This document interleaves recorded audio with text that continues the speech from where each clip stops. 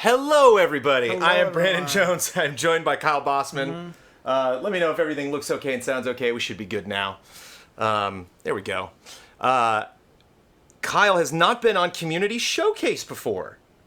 Yeah, I guess You're now in the not. Showcase. You were on the last Community Comments. That's what and it it was. was. A special episode of Yes. Community Comments. It was actually your idea and a brilliant idea. Yeah. Because I was like, I'm scared. I'm way backlogged on the Community Comments. And you were like, well, let's just do live, and that'll be the new format, for Showcase. So you have not been around for the Showcase, but you're familiar with the format. There's going to be lots of talking before we jump in. I might actually have you read a couple of these comments if I get tired or need a break. Sure. We have, and for those of you just tuning in live, twitch.tv/EasyAllies, thank you for joining us. So what this is we have a tier, a $10 and above tier on patreon.com/EasyAllies, where we invite people to submit art, photographs, music, video, and we have all of that along with just comments, questions that they have for us, discussions that they want to open up. And then one of the allies joins me and goes through all of these wonderful submissions. And we have the most submissions, definitely the most video. I was blown away by the amount of video clips that we got for this. Cool. So we got a lot of great suggestions for stuff that we can chat about and stuff that you can see. And some submissions, Kyle, I put one up in Slack. I don't know if you saw the one that I put up. I didn't want to. I wanted to be surprised. I'm glad that you didn't actually. When I put that up, I was like, oh no, I hope actually Kyle doesn't watch that. Yeah. Some of these are pretty out of control. Cool. And they are, I like that there's the one that I posted up was podcast related. Mm-hmm. There's one that's tabletop related that's pretty great. So they are stuff that there's a tribute to Bosman V. Wozniak coming up that I believe you'll enjoy. So, Well-hung Pomeranian. You know I don't like wiener jokes, but that's a good one. That's a good. Thank you for subscribing. People having weird. Okay, seems like we're sounding okay and look okay, but this it's just gonna be for the next hour. It's just gonna be me sitting down and reading all of this stuff to Kyle Bossman. What? Do we not acknowledge subs by the way when we do this? We can acknowledge subs. Yeah, Moon sent in Hunter 2 months. Thank you. Cool. I wonder what level of professionalism we have on this show. What level of professionalism? Well, I don't know. It's cool. I think it's cool to set up, Jones, because this is the $20 and up tier. $10. $10 and up tier. It's $10 and up tier, which is already that's a lot of money. Right. But Blinky Fish, thank you. I suspected not a lot of people to ever send into Community Showcase. It varies. Yeah. Last month, there weren't a lot of video clips. Now I'm drowning in amazing stuff. And so now I'm going to put all of that into a bucket and pour it all over Kyle Bossman, and we'll see what happens. Let's do it. But thank you, FlipPaper577. Thank you. People are getting those hot, spicy resubs out of the way. Our community in this sense is far more professional than we are. This is just me basically putting all of this together. Hopefully it all works. Hopefully everybody that submitted stuff feels that their work is being represented as intended. Let's kick things off. Kyle, are you familiar with the name Mike Hook 1? Yeah, I'm familiar. All right. Are these in chronological order? These are in the submitted? order of submitted. The only thing that I'll swap around sometimes is if somebody just leaves like a sentence and I have a space open at the bottom of a page just to save page space, I'll just paste that up above. So Gotcha. Some of these are swapped around, but for the most part. But Mike Hook is number one. The comments are. We're going to go through all the comments first. Got it. And then we're going to go through art and photographs, and then we will wrap things up with music and video. And we got a lot of video to go through. But Sweet. Get ready for a good solid hour plus of me talking. All right. Buckle up. Mike Hook 1. Am I allowed to interrupt? Of course. Okay. Hi, Brandon. Hi, Kyle. I love podcasts. I love them so very much. I currently subscribe to about 30. I have a lengthy commute, and having a plethora of great personalities talking through my car's speakers help to make my commute an entertaining one. About half of the podcasts I subscribe to are about video games. It does get repetitive hearing the same video game news discussed over and over again, but I usually don't mind, as I will get multiple perspectives, and by the following week, we are on to new stuff. Recently, I heard talk about God of War, Shenmue 1 and 2's announcement, and Shadow of the Tomb Raider's announcement being repeated about a dozen times. As an industry, we will be moving on and talking about something different, except for two things that just keep resurfacing over and over again. I am so done with guesses. Battle Royale. And? Oh, I don't know the second one. All right. Microtransactions? Nailed it. Is it, yeah? Loot Battle boxes. Royale microtransactions, okay. I'm so done with Battle Royale and loot boxes, taking okay. up so much valuable podcast time each and every week. We have been talking about these things ad nauseum for what feels like years. It's not just podcasts. Every website I visit, loot boxes. Every popular streamer, Battle Royale! I'm living in a nightmare world. Am I the only one that is indifferent? Not only are these subjects popular, but every personality seems genuinely enthusiastic about them. Like they just can't get enough. They keep eating this stuff up. And they're still not full! Nom nom nom nom nom nom nom nom! Eat, you little piggies! Eat those loot boxes! Nom nom nom nom nom! Ah! I can't take it anymore! Loot boxes. Battle Royale. Loot boxes. Battle Royale. Loot boxes. Battle Royale. My cook, everybody. That's how it ends. Wow. Did I do an okay job? I mean, that was like what Jones, was written. You went above and beyond on that. I mean, you can show the all caps. Was my long enough for the... It's interesting how many A's versus H's people add. This was 4 A's and like 20 H's. So is that like, Is it you drop down to the lower register for the end of that? And only 3 exclamation points for all of those H's. I do. I think it's like, if it's just 3 A's and then many H's, it's ah! Yeah. But if it's many A's, it's ah! Because I think if it's only 1 A and multiple H's, that's ah. Or Yeah, but nobody's saying for that long. I don't know if you were really right. So I mean, it's not the super hottest spicy take that it is something that we're talking about a lot. It's an interesting perspective to me from someone who listens to 15 video games podcasts. I think one of the biggest takeaways that I'm getting from this though is that Mike Hook is surprised that everyone's so happy about it. You know, I think we were all kind of down on Battlefront for a while, but like maybe we're past that. Maybe we're... Oh, we're not happy about the loot boxes, but we're happy about Battle Royale. Right. Yeah. Are you happy about Battle Royale? Still am. We talked about it on the podcast where you just like, we're pitching ideas and it's like, these actually sound very fun. Yeah, I'm cool with Battle Royale. Uh-oh. Yeah. We might have just lost Mike Hook at long last. But I think we did okay. I don't think we've talked about it too much. We did do one segment. We did do one segment earlier in the podcast that I liked that we just kind of lumped them all together, not being and now for the Battle Royale segment of Easy Allies podcast. Which was what it was, yeah. It was like, okay, let's get this out of the way and we'll maybe mention it again next month. King Kien, thanks for 3 months. Eric Jackson, greetings allies. First of all, congratulations for the tremendously successful fundraiser in preparation for the impending E3. I was thankfully not only able to donate on the day of, but also took the opportunity to up my pledge back up to this tier. Mwah. My intention was to use this as an opportunity to create allies-based illustrations art and share them with the community, but the timing is such that I'll have to wait till next month to do so. No, instead I'll take this opportunity to speak about what feels like an oft-overlooked piece of allies culture, the Easy Allies theme song. What is so wonderful to me about the aesthetic of that song is from day one it described a vibe ever present within the Allies. It evokes a great sense of nostalgia while at the same time maintaining a jolly, forward-focusing perspective. In no short way does it help to set the mood for things to follow, whether it be the podcast or each and every stream, and nothing gets me quite as hyped as hearing those lovely notes right before the camera goes live. Well, maybe a little Jackie Chan. Thank you, Allies, for all that you do, for all that you give, and inspiring me to give back. Love and respect, Eric Jackson. And we have Kyle Bossman here, who collaborated on and helped write the Easy Allies theme song. You want to talk about that process? Sort of. With the Box Peak themes, Phantom NK made the theme song to the right. I think I'm getting those confused. So basically, you had back and forth notes with the Box Peak. Right. With this one, it was contacted Phantom NK before we even announced Easy Allies, saying, "Hey, I would want to do a podcast with this thing that's going to be happening. Would you be able to do a theme song for us?" And Phantom NK sent me 5 tracks, and the title of the Easy Allies theme song. Can I take a guess at it? The title? Yeah. It's like, I saw the girl at the market and she didn't pay attention to me and now I'm sad or something like that. Yeah.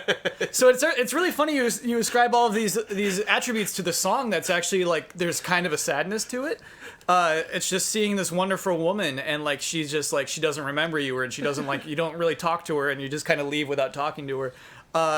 But that's Easy Allies. It's really funny.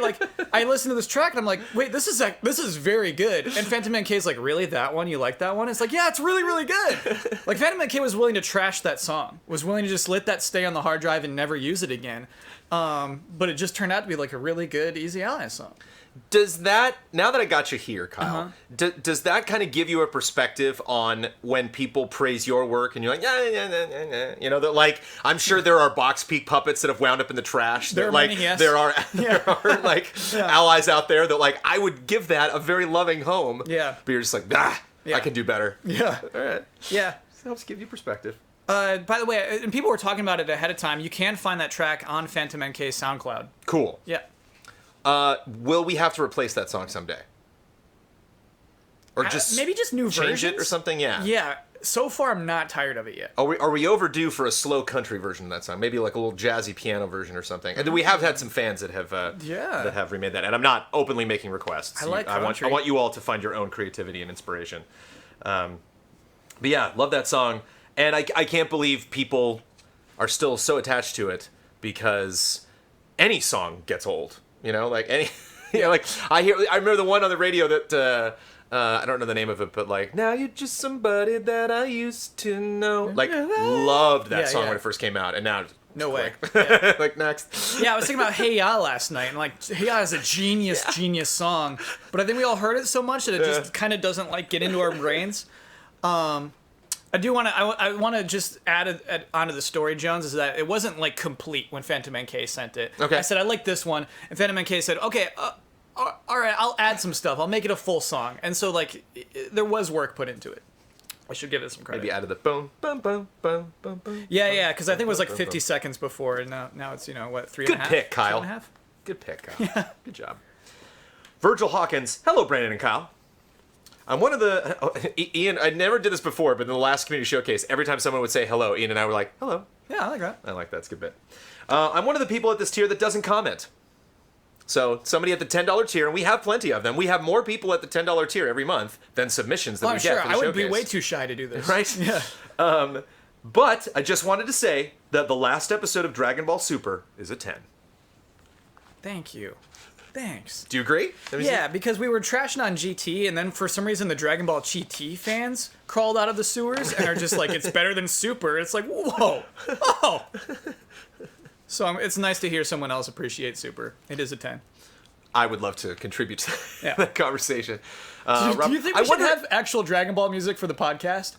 Like whenever a Dragon Ball conversation comes up? Cue Dragon Ball music. Yeah. I'm not going to find it, but if you want to, hey, if you send me a link, all right, I'll put it in there and make it happen. And that's a bit for, I mean, just, I will continue to do the bit on the podcast, but like, you can talk about Dragon Ball as much as you want. I love the bit. I never want to like, pour water or a wet blanket on any kind of enthusiasm for any piece of art, but it is a bit that it's a good bit. I cannot join that conversation, and I like joining conversations. Robert I was hoping for the 10th anniversary of Grand Theft Auto 4 to be the game ported to current-gen systems using GTA 5's enhanced version of the Rage engine. I, of course, want that too. Or at least, the Liberty City map imported into GTA Online. Instead, they have removed songs from all digital copies of the game and replaced songs only on Vladivostok FM, which was left with only one original song. But thankfully, it appears the disc copies of GTA 4 did not get the patch that would block the songs from being played as was first reported. I didn't know that. I didn't know that was first reported, that it was going away. I would assume the discs would stay the same. Otherwise, this comment would have gone nuclear. And yet, despite the bad blood, I'm still hoping Rockstar does something else for GTA 4's anniversary. Can you tell me about the Rage engine part of that? RAGE, like the one from id Software? I think that's GTA 5 was with the Rage engine. I had no idea, Jones. I could not. I'm terrible with engine names. Yeah. It's not something that I generally pay attention to. But Chad, is that true? Tell us. Yeah, I mean, I go so far back with GTA that like I would love if GTA Online got like the original like GTA 3 map or even like the original GTA map if they like modeled that, if it looked really like silly, like all the buildings were the same color. So I'd get a kick out of that. Okay, it's just the name of the engine. It's not Rage's engine. It's called the Rage engine. The Rage, Thank you, Chad. Thank you. But yeah, that would be incredible. Doing GTA Online. GTA 4 was online. It obviously wasn't as blown out as GTA 5's online mode, but like you could play with friends, and that was a lot of fun. Got a little taste of what GTA 5 was going to be like. But Jones, I think you nailed it. I think instead of hoping for a next gen version of GTA 4, I think it'd be way more fun just to port everything back into. I'd be happy with all of it. Yeah. All of those would make me go nuclear. Rockstar Advanced Game Engine is what it stands for. Ah, there you go. Chat, you're so smart. Carl Williams. That's a good callback. I recently found out that round one entertainment was located in my state. Do you know Round One Entertainment? No, I feel like I should. Keep going. It had officially opened a few months ago and was located at a place I had been to several times, Great Lakes Crossing in Michigan, in case anyone was wondering. This greatly pleased me as there was only one game that I had wanted to play, Theater Rhythm Final Fantasy All-Star Carnival. So this sounds like a GameWorks or something, right? Yeah. So far, I've been to Round 1 3 times, and All-Star Carnival has been a blast. There's so many things I like with this edition. I love the covers they have for each song. For example, one of the songs in the game is a remix of Locke's theme from Final Fantasy VI, and the song cover is Locke joyfully dancing to his own song, with other Final Fantasy VI characters dancing in the background as well. I also love the introduction of an album stage, where you can play 5 songs in total. The songs are edited down for time, obviously, but the transitions between each song works. And of course, I can't forget to talk about the song selection. They included songs from Final Fantasy XIV and 15, as well as small Final Fantasy titles like Mobius, Record Keeper, and World of Final Fantasy. I got a real kick out of playing the Final Fantasy XIV songs, because I'm still playing that and know the songs by heart. They even added songs from other Square Enix titles like Nier Automata. The game's dual pad, I bet those are great to play in like a music rhythm game. The game's dual pad-like controls are a welcoming change from having to use a stylus for extensive periods in the 3DS games. I actually played the most Theater Rhythm on iPad. I enjoyed that. Yeah, I'm really curious how this plays in an arcade. The iPad version was rough because it's like, music rhythm games are tough on iPad because it feels good to just touch it with your fingers. Press a button, yeah. But at the same time, every time your dumb hand goes in front of the screen, it blocks all the other stuff that's coming down the pipe. Righteous Glory and Pretty Tonic, thank you. Woo! Just that straight up sub. My hand would get shaky and sweaty from constantly playing with the stylus. I would like to think that Curtain Call mentally broke me, so All-Star Carnival is a nice refresher to get back into the groove of things. Speaking of music rhythm games, got a treat coming up for you, Kyle, in this, this showcase. But not for another hour and a half. On my recent Round 1 visit, I bought a Nessica card, which I could use when playing the game. That gave me more access to the game's features, such as playing online with others, unlocking songs and characters, and getting bonuses for playing. I'm not quite sure when I'll visit Round 1 again. I'm thinking a trip once a month would suffice. Good for you, since I'm there for usually over an hour. Whenever I do return, you can bet I'll be there playing All-Star Carnival and having the time of my life. Would be nice to have a version of this game to appear on consoles, most notably the Switch, with the use of the dual Joy-Cons, but I'm not holding my breath. Let's make it happen, Square and Nintendo. One last note. Nintendo, if you're going to keep supporting the 3DS, would it kill you to work with Square Enix to bring Theater Rhythm Dragon Quest to the West? I just want a chance to play that game without importing. Damn it! Would it kill you? Would it kill you? Just digital release. Just would it kill you? I didn't know they got the Dragon Quest version. I gotta know how it controls. That's so strange to me. I wonder if it's like... I don't know. Like, it's describing it as dual analog stick in an arcade is so strange to me. Brandon K. Gann. At the beginning of every April, I rewatch the previous year's E3 conferences, coverage, and the E3 2015 Game Trailer Sony reactions. I love this yearly tradition as it helps me remember the hype, the disappointment, and helps me begin to form 5 predictions for the 6 presentations. Look for one of each in next month's submission. I also like being reminded that right now, vertical slices are being made, presentation order is being set, and stages are being designed and built. I mean, who can forget how A Way Out was the highlight of EA's conference, and Battlefront 2 was heavily pitched with only one vague allusion to microtransactions. And so much talking. It's awful when you hear the statement, now, the world premiere gameplay, but first, 4 different times. Does anyone remember Crackdown 3's release date of November 7th to launch alongside the One X during Xbox's presentation? Totally forgot. Thank you. That's one of my favorite things that our community does. Is just remind us of stuff because we're always forward. It's just next. What happened this week? What are we doing next month? And so I love when people are like, it was totally a 1X launch title. It's so funny. And then when it was delayed, it's like it's okay. There's still Forza. There's still Forza. You know what I mean? It's like because when you get a new console, you want that new game, and that was going to be Crackdown 3. Man, that's funny. Wow.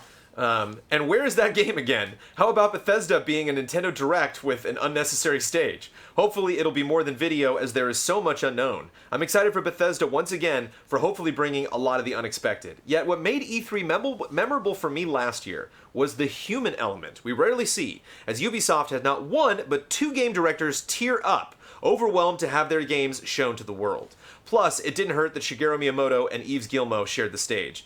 Sony brought a lot of the unexpected, and I can only hope for surprise, more new games, and updates on the major titles. And of course, Nintendo. holding more excitement in half the time most of the other E3 conferences were last year. Rewatching these shows provide more than just announcement reminders, however. For example, last year I provided a love and respect game called Who Said It?, with quotes made funny in the power of hindsight. And yes, I've compiled another I will post for the first E3 related podcast that, if Mr. Bossman takes it again, I hope will be as entertaining as last year. Love that. The showcase tier using to try to gain favoritism for another tier. Like teasing a game I may or may not choose. People at the $5 level are like, what? No, I'm obligated not to choose it, right? Well, I mean, yeah. Just to prove that you can't buy your way in? Stick it to Gan. Gan's not afraid to let us know what he likes and doesn't like about our coverage. Okay. And if he doesn't like something that I like, he mentioned he doesn't like sips. He doesn't like when people sip stuff. We gotta sip stuff. So we got the mouths to take care of. Right. We got mouths! The panel seemed to really enjoy it, and that made my month. But outside of all of my E3 prep, there has been one thing I've been playing. God of War. God of War. Without spoiling anything, the game has cracked my top 20 games of all time. From combat to story, upgrades and setting, and just the feel of the game, not to mention other engaging mechanics, I did everything possible as soon as possible so I can prolong my playtime. Now, on to spoiler mode! Finally, I want to conclude by saying the better stuff for E3 9-hour mega stream made me feel overwhelming happiness for EZA. One final time, congratulations on the overwhelming success. As you can tell, E3 is the highlight of my year, and now the Easy Allies fan base has already made this year even better. XWF Outlaw. Oh, sorry. So just, E3. We need to update, actually. The complaint was actually about people taking a sip of a soda and then putting the can down, and then people know watching the stream. Okay. Yeah, he's not going to take another sip. It does happen a lot. He did clarify that. Yeah, and we throw out a lot of full sodas at the end of a night, and waters. But, I think we are extremely economical, but if you're ever wondering if there is any wasted funds, there it is. Yeah. That's it on those poor cokes. So I want to make sure I get this. Okay, I want to make sure I get the order right for, here, because we have two comments back to back from XWF Outlaw, because one of the comments, as happens on Patreon, was lost last month. Oh, so we're doubling down on XWF Outlaw. Okay. This post was the lost post from last month's showcase, unaltered. Please read first. Good afternoon again, Jones, Ian, and chat. Unfortunately, I don't have a big update on games this week due to work and a joyous week hanging out with the Allies, so I will be brief. Super Mario Odyssey, now at a 640 moon count, curious what it is now. Monster Hunter World, still have not touched it since last month, but I have interest in allies I met at the concert that they will get me back into it. Yakuza 0, starting chapter 6, 55 hours. I don't know if concert stuff will be admitted, but this is my entry. I made a commitment to myself that when I met the Allies this year after the Year 1 concert, I was not going to be an idling wallflower and get over my anxiety of engaging in conversations with crowds. An idling wallflower. I like it. That's like a band name. Yeah. Well, I mean, the wallflower. We are the idling wallflowers. Right, but this is the idling wallflowers. What if we're like the sleepy Beatles? You just can't do the snoozy Beatles. Chatting with Damiani about our first-time interpretations of the La Brea Tar Pits via the movies we watched, me, Volcano, him, Last Action Hero, to sharing my first-time experience with Sujita with Ben, to making connections with many of the community members such as Noah Rain, Spencer, Steven ZT, Kid Snow, Tokyo Slim, Tristan, Sophia Harris. Harris? I actually don't know how to pronounce her last name. Neither of us do. You're right. You see it a lot because it's like your Twitter handle, right? I would guess Harris. I'm going to Harris. Harris? No, Harris. You're right. Harris. Let's go, Harris. To crossing it off my bucket list and finally getting to pet Sophie, and getting the impromptu idea to purchase faux roses for the audience to shower on stage to congratulate Kyle for Box Peak. I'm glad to report that it was a complete success. The concert was a blast, and meeting every one of the allies again was so grand. Jones, Ia, and Noah Rain killed it on stage. So thank every one of you for memories and new friends I will cherish forever. P.S. When year 3 comes, I will make sure not to break all the rides at Disneyland for Jones, and please break them. Please, break them while I'm on them. I want rides to break. Everyone gets angry, like, oh, that ride broke down. And I'm like, do you know how special that is? It's a once-in-a-lifetime opportunity. Chris Butler, thanks for the resub. Guess how many rides I've been on at Disneyland that have broken down? 0. 2. Okay. In my lifetime, Kyle. It still seems like a lot. Ugh. Wait, I've had Space like Mountain. Space Mountain. No, that's the gold standard of ride breakdowns. Is having the ride break. The best thing I could possibly imagine is going click, click, click, click, click, click, click on Space Mountain. Breaks while you're right up there. Yeah. We got to climb off, go down the big metal monstrosity with the lights on. I'd be like, I think Indiana take Jones me would now. also be I'm cool. ready. That'd be a cool one to break down. And That would be a cool one, but that's the thing, is I've had Indiana Jones break while I was on it, but then it fixed, and we got it. Like, I've only had 2 rides that they had to come to the cart and get me off the cart and so cool. walk me out. I'd want to be in that temple. And that was Snow White and Splash Mountain. Dark Noob, by the way, thanks for the sub. Thank you. The Mummy, I was on the Mummy at Universal Studios. Did they turn those lights on? No, dude, they just let us chill. Where were you? It was this one. It was Universal Studios Hollywood. But I mean, where were you on the ride? Like, what was happening? If I can remember correctly, it's like there's like some mist that comes down, and the mummy talks to you through the mist. I think it was. Oh, so you didn't start? Yeah. I think it was like around that section. Okay. And make sure to tell Ian not to schedule the post-meetup luncheon anywhere not named Fatburger. PPS, this got a laugh from Jones last month, so I shall elaborate. Hipped. Hipped. The state of knowing what something means before you're even given this information. Person 1. A, did you know Huber reviewed Yakuza 6 already? Person 2. I'm already hipped. There you go. I will not use that one. All right. It was not a request. And XF Outlaw's post actually, the luck from XF Outlaw does not work out. And so his post actually got cut off, but he texted it to me. And so this is April's comment. Here you go. Wait, sorry, you have this kind of relationship where you're texting each other? Oh, I got DMs, sorry. Okay, yeah. all right. For time restrictions, I'm limiting my post to a few short comments about a handful of games this month. To begin, I want to congratulate the Allies for a very successful fundraiser for Better Stuff for E3. Initially, due to work-related duties, I thought I would miss out on the 9-hour mega stream. However, after contracting pink eye the day before, all better by the way, I took it upon myself to take a rare, well-deserved sick day and catch the stream throughout. Highlights for me was the Jackie Chan Stuntmaster segment, the Dark Souls Jolly Co-op, and the epic Damiani DBZ recap rant. And to make this day off count, while during the stream, I made sure to use it for the good of others. I became a Twitch subscriber, raised my Patreon pledge to $50, and donated to the drive with the money I was planning on using for God of War. Wow. Wow. Bad call. I would tell anyone. I want to hear the regret. I want to know from Yeah, XWF yeah. next month if they were like, that was a bad idea. Everyone, do God of War first, and then if there's something after God of War, maybe you could give that to Easy Allies, you know? But like. Also, thank you, Kyle, for dethroning Bloodworth's "Eating Right Sometimes" as the most stuck in my brain on loop Easy A song with roommate's cat. And looking forward to the latest installments of Box Peak coming this summer. On to the games. Super Mario Odyssey Quest for $999, currently at. What do you think? Repeat? Going for $999 was at, I believe, 600 something. 640, right? It was 640 before? Where are they at now? 1 month later. You're at 850 right now. 725. Oh. And on to Snow Kingdom. I fear that I will have to do the infamous jump rope 100 challenge last to obtain the last moon, as I did not claim it before the latest patch of the game wiped out the cheese glitch. No, you can get that. You can cheese it? No. I mean, like, you can get that. Just believe. Like, I got that one pretty quickly. I think you did too. Or is you gotta it do what? You gotta believe. Thank you, Jones. Yeah, you can get I'm that. happy you got that.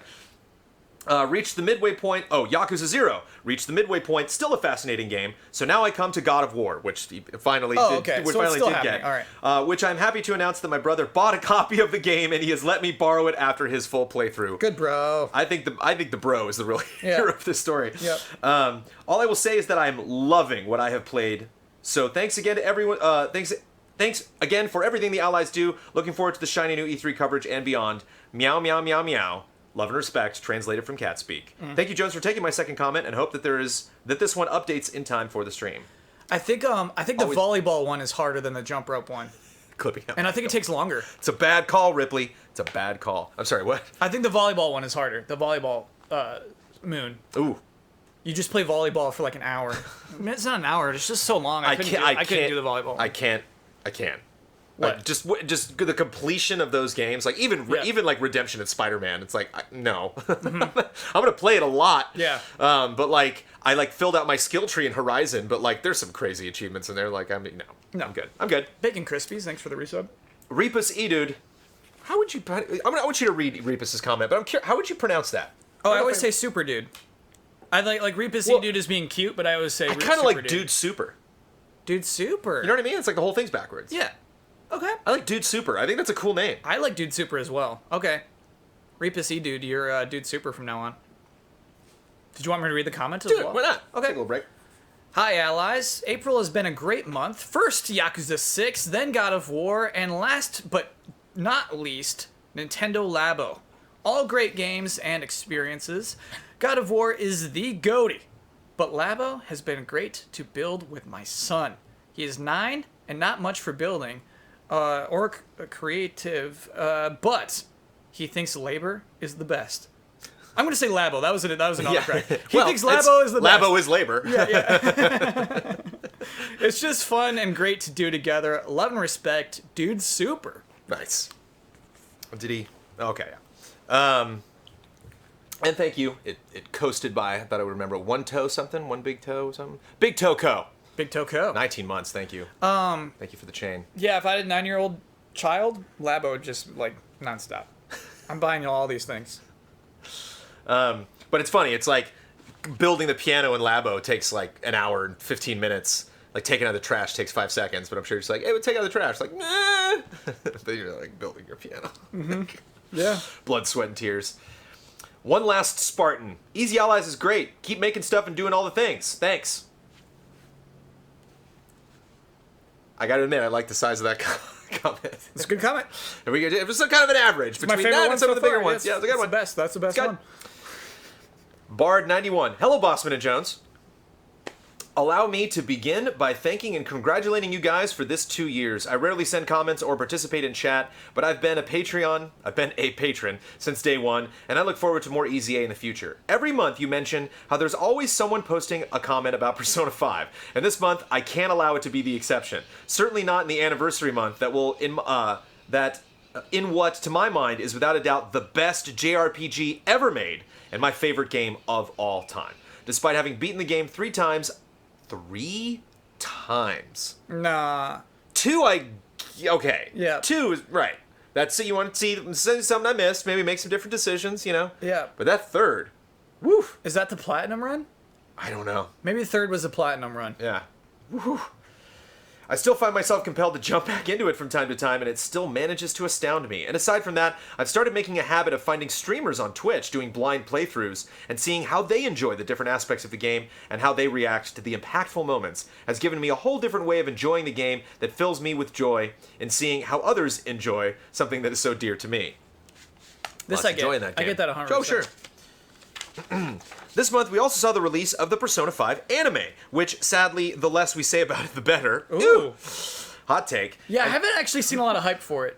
Ahead of time, people are like, Kyle, are you going to watch this at least? And then I feel like it kind of sucked, and they're just like, Kyle, don't watch this, you know? It's better we just don't bring it up again. And thinking how it could serve as an entry point for some people into the franchise scares me a little, as it is astounding how poorly they have captured the important aspects of the game. And despite the show not being terrible in every aspect, it has made me appreciate even more how much care was put into the game to make it the standout experience it is. And having said all this, I actually have a question for Jones related to the series, which I've meant to ask for a very long time. Persona has been my favorite franchise since I played Persona 3 way back in 2007, and the main reason why I did it was because of the GT review. Since that time, I have played everything the series has to offer, and it has been a big part of me for all that time, helping me through tough times, and I'm positive that it is the main reason why I love video games as much as I do to this day. So I wonder, is the marvelous person I need to thank for writing that review that has had such an... Oh, wait. Who, I wonder, is the marvelous person I need to thank for writing that review that has had such an impact on my life? I'm going to guess Patrick Morales. Sorry, which one was Persona 4? 4. No, 3. Way back in 2007. Oh, that's such a hard call at that point then. 2007, Probably not a Ryan Stevens. No way is Shane Satterfield. Right. But like 2007 is pre-Damiani, pre-Bloodworth even? Yeah, pre-Bloodworth. Oh man, yeah, this is going to be hard to track. That's my guess. Yeah. Maybe a Ryan Stevens. I don't know. Oh, and also might have been freelance. You know. Oh yeah. Blood has a guess that it's Justin Spear. Oh, okay. Oh, all right. But yeah, it could have been. Oh. 2007 is not pre-me. It's pre-you, Blood. It's pre-you. Pre-you. Pre-you. I realize that was a long time ago, and you may not remember, but if you do, I'd very much like to know. Love and respect from Costa Rica. Sorry, Bard. I wish I had that information. Should have kept a big list. I failed. Elliot Childs. Did you play any other Personas? Was 5 your first one? 5 was my first Persona. I want to spitball about Persona now, but I got nothing. What do you mean? I just want, you know, You I don't riff want off to just Persona? bump from one comment directly into the other. I but- really like this person loves the game so much that they want to watch other people play it. and that this was responsible for their love of games. Yep. Can you maybe Pokemon? What do we think you're like? What was like a game that like you're like it not necessarily got into games, wasn't necessarily the first game that I played, but you're like after you finish, you're like, wow, I really love games. Metal Gear Solid. Ooh, there you go. Yeah, no There you question. If there was an anime adaptation of Metal Gear Solid, I guarantee it would be bad. It's hard to make it work. I think. But you'd watch it. Yeah, I would. I think you got to go completely different. You got to like make your own world and make your own Yeah. like Pokemon, like Digimon. You just gotta. You can't do. But what it's a the game series did. that's so rough. If they made a movie, I would be like, yeah, it's bad. But wait, is it a movie? I don't know. Is the Persona 5 is that a series? It's a series. Oh, to screw up a series based on a video game. Yeah. That sucks. Elliot Childs. Hey guys, hope you're well. Congratulations on the great fundraiser stream and a fantastic year too. I was a big fan of GameTrailers and visited the website every day. You can still be a fan of GameTrailers. So, you know, GameTrailers is past tense, but your appreciation of it doesn't have to be. I'm not a fan anymore. All right. When I found out it was over, I was gutted. But now I hope you don't take this the wrong way. I'm kind of glad now. Definitely do not take that the wrong way. The reason for that is Easy Allies. I feel like you all have really grown, and I enjoy the more personal feel. I love the community you've created, and that has grown due to your great fans. Some of the things fans create are amazing. Just wait. Wait until you see some later stuff today. Basically, this is just a pat on the back for bringing me hours of joy and introducing me to such a great community. P.S. Kyle, the Harry Potter streams were so funny. Also, thanks to everyone for sending in the fan art for your streams. It is awesome. And finally, Dear. Was that a Kyle joke? I mean, that's a Harry Potter joke. So Lockhart, you know Lockhart, right? Yeah. You can know a lot about Harry Potter. So you're playing his minigame, right? And if you fail things, he's like, ooh, not good. Try better. But then for some reason, like the third one is, dear. And like, it's really low, and like he says it exactly like that, Jones. And the volume is really high on it. And so our theory is just that he said it quietly, and then they just like had to jack it up. And Or so- maybe they got a big laugh in the studio, Yeah. and they were like, fans will love that one. And like, without context, you're like, what? Yeah. So if you ever see Dear in chat, think of it in that you voice. get the best VO in all your games. Well, I play the weird bad ones. You do, know? you do. Yeah, you gotta dig for those. Stephen Beaumont. Last month I started playing The Witcher 3 from scratch to learn to love the game. Oh, to learn to love the game. Oh, I like this. Okay. I wonder if he knew he was going to love it, he just didn't know how. Mm-hmm. Or if he was like, yeah, this game's for me. So instead of Ni no Kuni 2, Far Cry 5, or God of War, I have been steadfastly chewing through this game. I like chewing. That sounds good. I think he likes it. No, I mean it's like a rubbery steak. You're not. Ooh, yeah. Like if it was working my way through, I don't know. Yeah, we'll see. My original intent was all story and all Witcher quests. Alas, the draw of Places of Power and Witcher gear was too strong, and hey, I had time. Might as well give Gwent a go this time.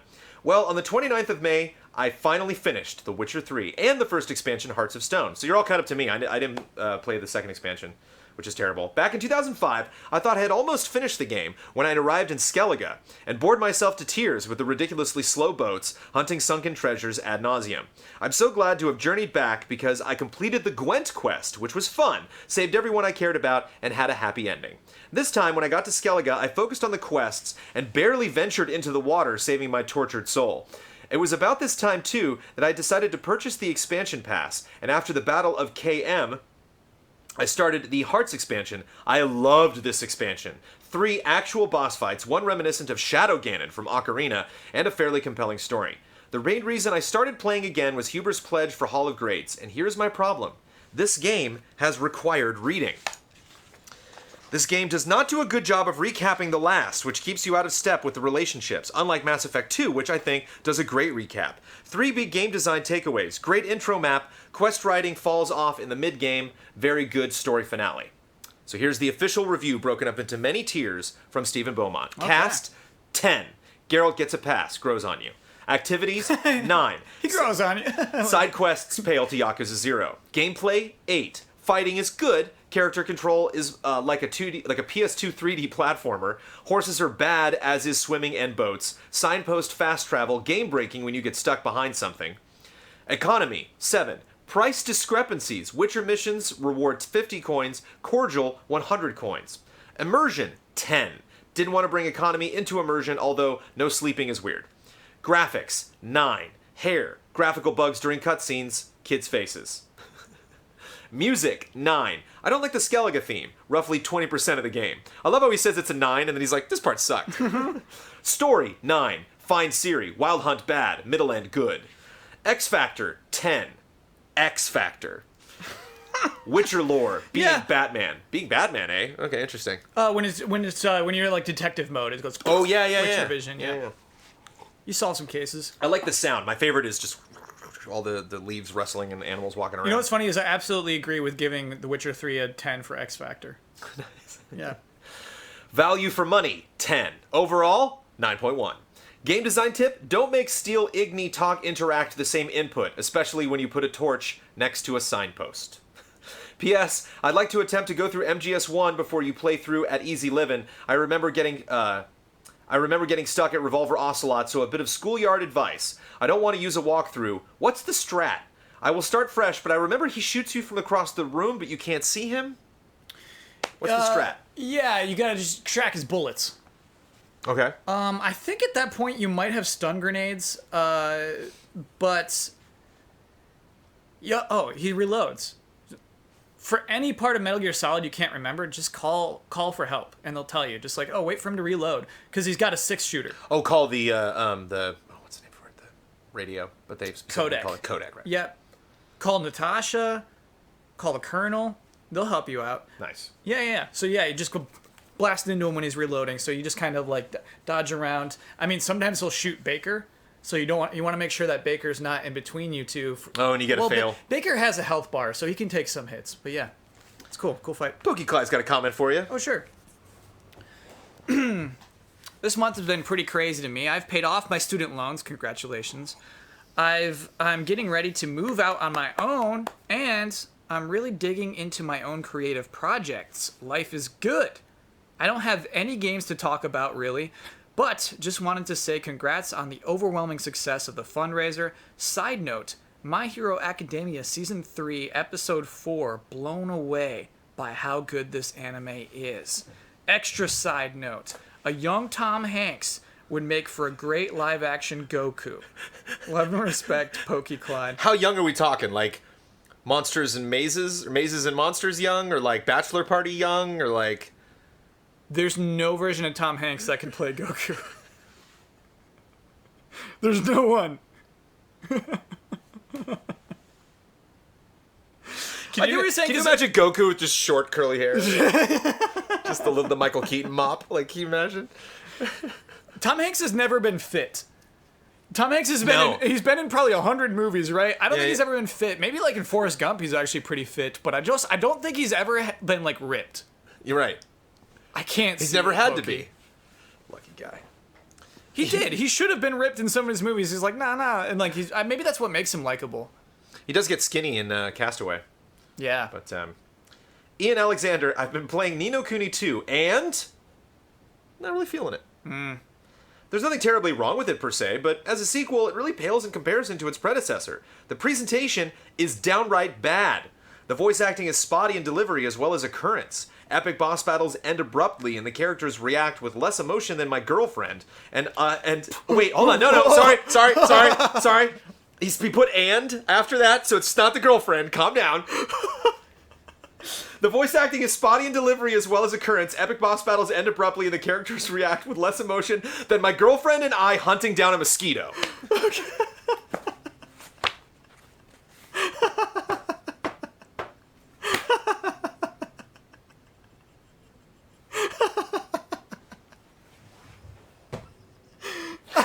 I'm doing my best, folks. It's a lot of words. The fast travel system, that's why whenever I do VO, we never use the first take. The fast travel system is so convenient that it's actually kind of immersion breaking. For most side quests, really hard to get past that, you can get to each objective by just fast traveling 5 feet away from whatever it is you need to do. Saves time, sure, but there's no feeling of going on a journey, and it reminds me you're playing a game every time you bring up the menus. The characters lack personality, and their designs are all much more blatantly copied from existing Miyazaki movies. Rough. Oh, look, a guy with a Princess Mononoke mask standing next to a cat person from The Cat Returns and a sky pirate from Laputa Castle in the sky. Higgledies are just Kodama forest spirits. There's even a place called Nazca. It's just way too on the nose. The music isn't as creative as the first game, with the main theme repeating way too much, and themes like Gold Paws sounding a bit discordant, with Chinese melodies mixing with jazz bass lines. Everything just feels like a mixed up hodgepodge of inspirations that don't really work together. Combat is too easy and usually pretty boring. Although I actually enjoy the skirmish battles, they require very little effort. Ni no Kuni 2 has been a huge disappointment for me, but I'm still playing through, hoping it will improve. At least it's pretty to look at, but I'm not sure that's enough for me to see it through to the end. Love and respect, Ian Alexander. I think that's a good critique, you know? Yeah. Hurrah stuff. Thanks for the sub. Yeah, I've heard some easy allies internally kind of cooling off of Ni no Kuni 2. Ooh, no, not gonna say names, but I'm not gonna say names, but I will say that it was highly anticipated within our group of 9, and then Damiani loves it. Yeah, Damiani reviewed it. 9.5. You can get that take, yeah, from Damiani. But I'll say I don't think you would have gotten a 9.5 from anyone else.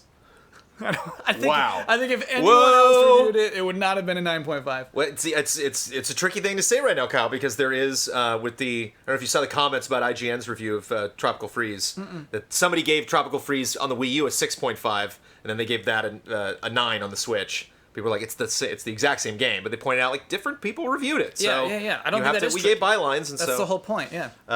Captain Crack in 3 months. Nice. But yeah, Jonas Secula. Hello, Brandon and Kyle. First off, congrats on the successful fundraiser. I watched the whole thing live, and with me living in Denmark, does make that quite a feat. Given the time difference, your streams are often a night experience, and this was no exception. But after that crazy first hour, I just couldn't stop watching.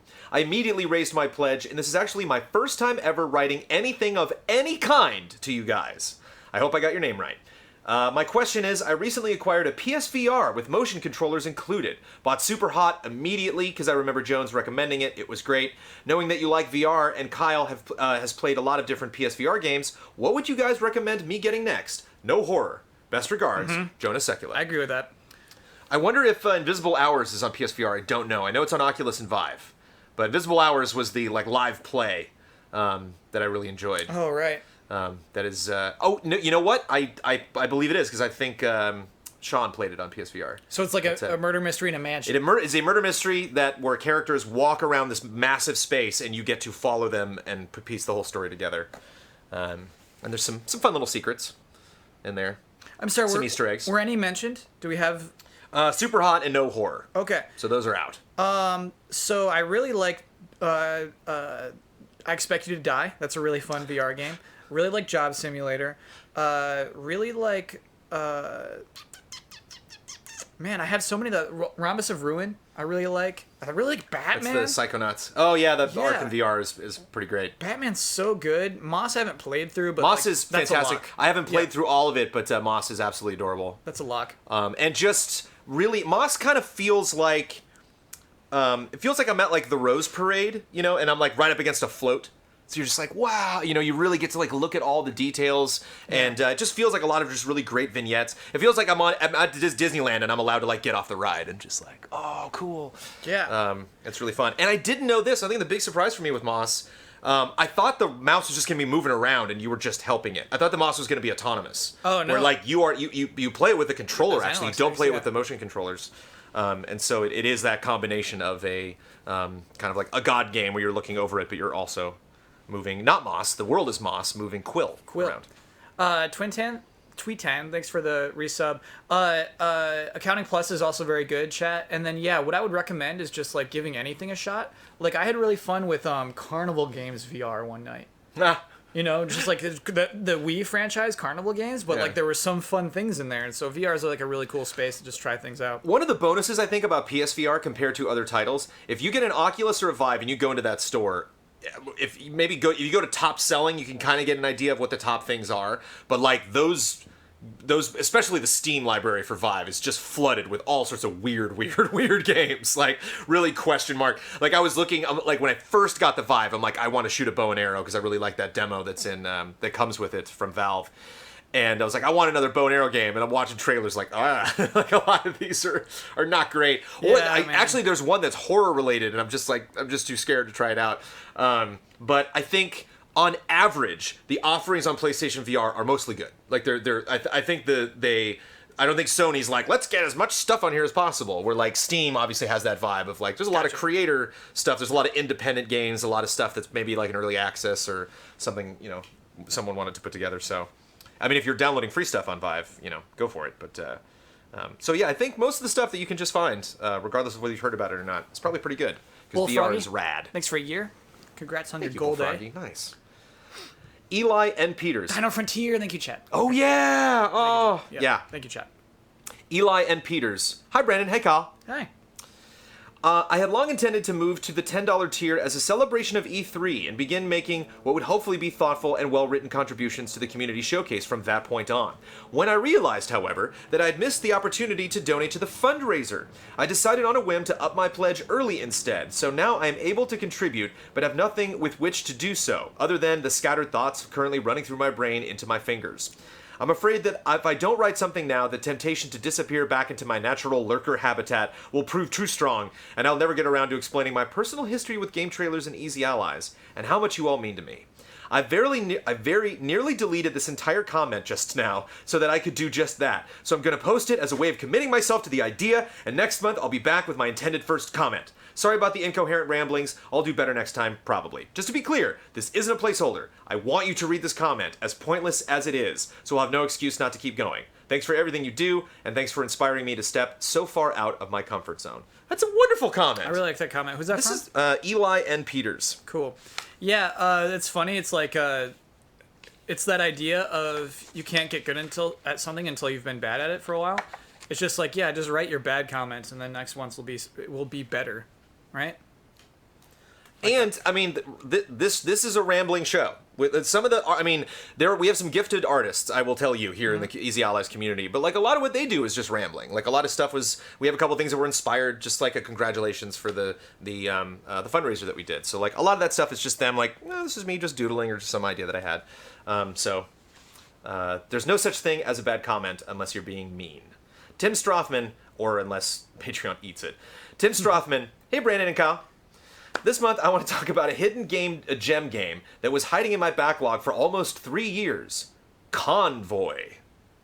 No familiarity. None at all. At its core, Convoy is a tactical roguelike with squad-based tactical combat and a gameplay loop that reminds me of FTL. The story and the settings are heavily inspired by Mad Max and other post-apocalyptic movies. You cross a desert wasteland with your convoy of vehicles and search for parts for your broken spaceship. The game has a pixel art style which gives the future post-apocalyptic setting a unique look. However, if you remember my past community comment entries, I really dislike roguelikes. I like that. So the obvious question here should be, why is Tim playing games that he will probably not enjoy? Well, first, I like to challenge myself every once in a while. And second, I was completely oblivious to the fact that the game was a roguelike until I experienced my first death after 2.5 hours of playing in the final boss battle. To be honest, I was playing on the easiest difficulty. And while it was certainly frustrating to play the complete game from the beginning, the gameplay itself hooked me enough to take a more precautious and planned approach. Can you imagine surviving through a roguelike all the way to the end on your first try? And like, oh, that was permadeath. Okay. Ahmad, thanks for the resub. Battle encounters are mostly short and get challenging over time. Completing an encounter without taking much damage is thrilling. Slowly collecting scrap materials in order to buy better guns for the cars in the convoy or upgrading your cars is inherently fulfilling. And the ever-dropping gasoline gauge keeps a constant pressure on you to always keep a settlement with a gas station in range. Even more interestingly, the game has true potential for multiple playthroughs. Each of the 4 main objectives can be achieved in multiple ways. The map, events, and the side quests are randomly generated. Finally, you can get new starting vehicles by achieving various goals. I don't want to oversell the game, but if you are into post-apocalyptic stories, enjoy tactical combat, and don't mind grinding, Convoy is a perfect Saturday evening game. Assuming PC on this, right? Sure. But it's always good to know. If you guys are going to make a game recommendation, it's always good to know where I can get it. Ahmad actually gifted a sub. Sorry, I read that wrong, to SJ Mapler, who's been around for a while. Is it Mapler or Mapler? I like Mapler. I like Mapler too. Okay. Mapler until proven otherwise.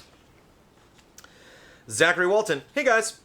You know, it would have been fun to talk about God of War. That game is so fantastic, and I'm sure this month we'll have a lot of love for it. So I'll leave it up to the other allies to heap praise on it. Not enough love yet. Not a ton of love. Everybody's too busy playing it. Instead, I'll continue updating everybody on my strange journey to own and play every JRPG on the PS1 and PS2. After beating Xenoblade 2 last year, I decided that I would finally get into Monolith Soft's ambitious Xenosaga trilogy. It turned out better than I expected, considering the circumstances of the trilogy's development. The series is super interesting because it was first envisioned as a 6-game series, and the first game reflects this as the plot doesn't reveal a lot. It only sets up the main cast and reveals the very tip of the conflict, and what was going to be a massive space opera. With Xenosaga Episode 2, Monolith restructured itself, allowing the younger staff members to take over. This meant the planned 6 games were cut down to 3, and they put a greater focus on cross-media properties, including mobile games and an anime. With the second game, they decided to focus on the conflict between 2 side characters, while the mobile game fleshed out the events that were happening concurrently. It's an interesting game, and one that I liked. I totally get why fans hate it, though. It does, however, have... No details there. It does, however, have the absolute best soundtrack out of the 3 games. Give it a listen. With Episode 3, they crammed in a lot of cut narrative content from Episode 2, alongside the conclusion of the main character's arc.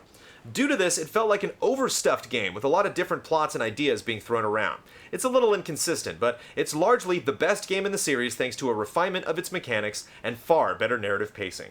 They did leave the ending open enough to continue if fan demand was there, but it obviously wasn't. But yeah, would I recommend the Xenosaga trilogy? Probably not. Episode 3 is a really fun game, but the first 2 are rough to play, especially the second, with a gameplay mechanic that ensures random battles, at minimum, take about 5 minutes to complete. There are rumors of a trilogy remaster hitting Switch, and Namco recently trademarked Episode's 3 subtitle, so there's hope that all 3 games get the remaster they deserve. I think Xenoblade fans would absolutely adore the ambition on display, especially for the PS2. It's Xenoblade, isn't it? No, I love Xenoblade. Xenomorph. Why say Xeno? Because it's that's how they pronounce it. You're right, I do say Nier Automata. Why not say Xenoblade? Okay. All right, maybe I'll say Xenoblade. My big thing is, if a character in the game says it, which is why I need to correct myself, I believe the word is ocarina, but I think ocarina is how the game is pronounced. So it's like, Wait, we made a whole countdown about this. You're changing again on me? Because when we did the countdown, I asked people and did a lot of research, and they're like, ocarina's the if you were at the Ren Fair and you're like, oh, I want to buy that ocarina. Yeah. But if you were to talk about the game, but the trick is no one says it in the game. There's no voice acting in that. Yeah. Aside from just character grunts and stuff. Hey, listen. So. Hermione Forever resubbed. Did she now? Yeah. How many months? 26. Just don't say Hermione Forever. It's Hermione Forever. Yeah, I should have said Eva. You got to put the attitude on there. Forever, Eva? She did. She probably wanted Hermione Forever, but probably taking Hermione. Can I make a guess? Sounds cute, that one. Yeah, with the 4 and then the Eva, I think you can't do with 4 ever. I'm gonna guess that Hermione Forever was the first attempt.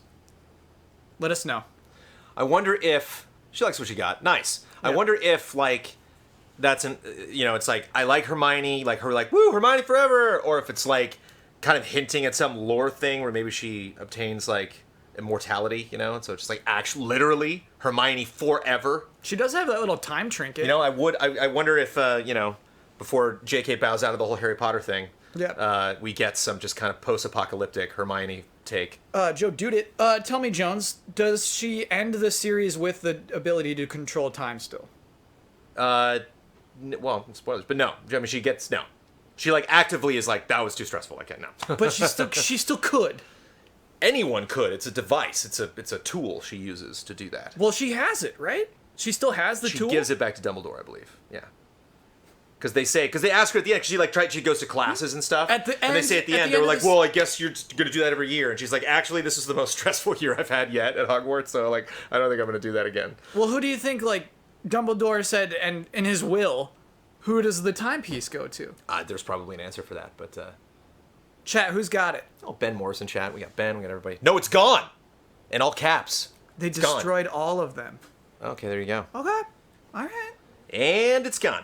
Alex Castellanos, Brandon and Kyle, you are 2 of my favorite internet people. Internet people.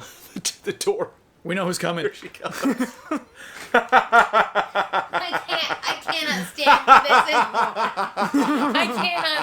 I cannot stand for this any longer, okay? You tell me they couldn't build a Oh, new what one? happened to the timepiece? What happened to the timepiece? The timepiece. Yeah. It's a time turner. I know it's a time turner. I'm not. Yeah. No, that's what you came in to directed correct. at Kyle Bosman. Okay. The timepiece. No, you know, basically. Look at this lovely timepiece. Listen. I'm a little passionate. I'm actually wearing a Harry Potter shirt right now. That's a Harry Potter shirt? Oh, it's a phoenix. What? You need to. I think you should be closer to camera so they can actually appreciate. And there's that. there's the key at the bottom. Like. Oh yeah, there's a key. It's not over the TV. You gotta get like It's Cool. It's got Easter eggs and wait, runes. should I come? Wait, We're actually on this camera right here. Yeah. Wait, it's too close. Mm-hmm. There, everyone, look at my shirt. That's a cool shirt. Ooh. Hey everybody. What? Welcome to Amanda Takes Over. Jeez. and Why? talks You read the about next Harry one then. Potter. Fine. You. Oh, okay. Well, hold on. Sit down. We should figure out this Harry Potter thing. Oh, okay. So- What's the question? So there are multiple time turners. There were. So at the Ministry of Magic, they have a Department of Mysteries. Okay. And the time turners are highly controlled magical items. And she had to write like a special, like she basically had to write a grant to the Ministry of Magic to request a time turner because she wanted to use it to do more homework and take more classes. Okay. And so they granted that to her because she has a perfect grade point average.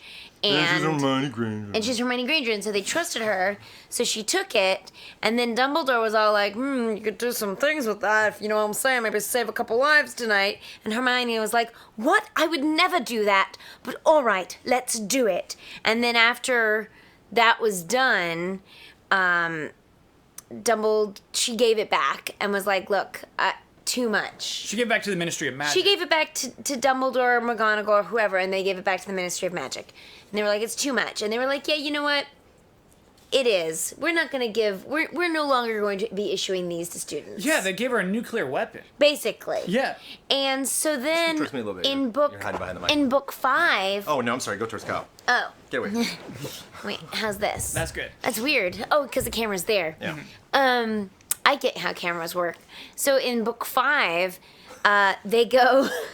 This is not a short show. I just want to point that. With Jones, we have to get through Well, I was this. thinking I could do like Damiani This and is just important, do yeah. the entire synopsis of all the books as fast as possible. That's going to be a stretch goal next marathon for I'll sure. do it. Yeah, I'll do it. It'll be fast. So anyway, in book 5, they go to the Ministry of Magic and they get into the Department of Mysteries and they just wreck the heck out of it. Who's they? Oh, Dumbledore's army, which is Harry. Oh, is this Order of the Phoenix? Yeah. No, you know what? You got to reread it when you're older because, like now. College had like, to grow up. like so from give him a little bit. whenever you read it the first time, because it was really annoying when I read it when I was younger. But recently, I was like, oh, it's about loss and it's about grieving and it's about like all these things. So anyway, where was I? They go into teenagers break in, break they're in, tough boys. thinking they're gonna stop some terrible thing from happening, and they encounter Death Eaters there, and they just destroy everything, and all the time turners are destroyed. What about the time turners in the United States? We don't know. We don't really know if the United States has their own time turners. Yeah, chat told me that there's a magic school in each continent. That's basically, right. Except for Antarctica. Yeah.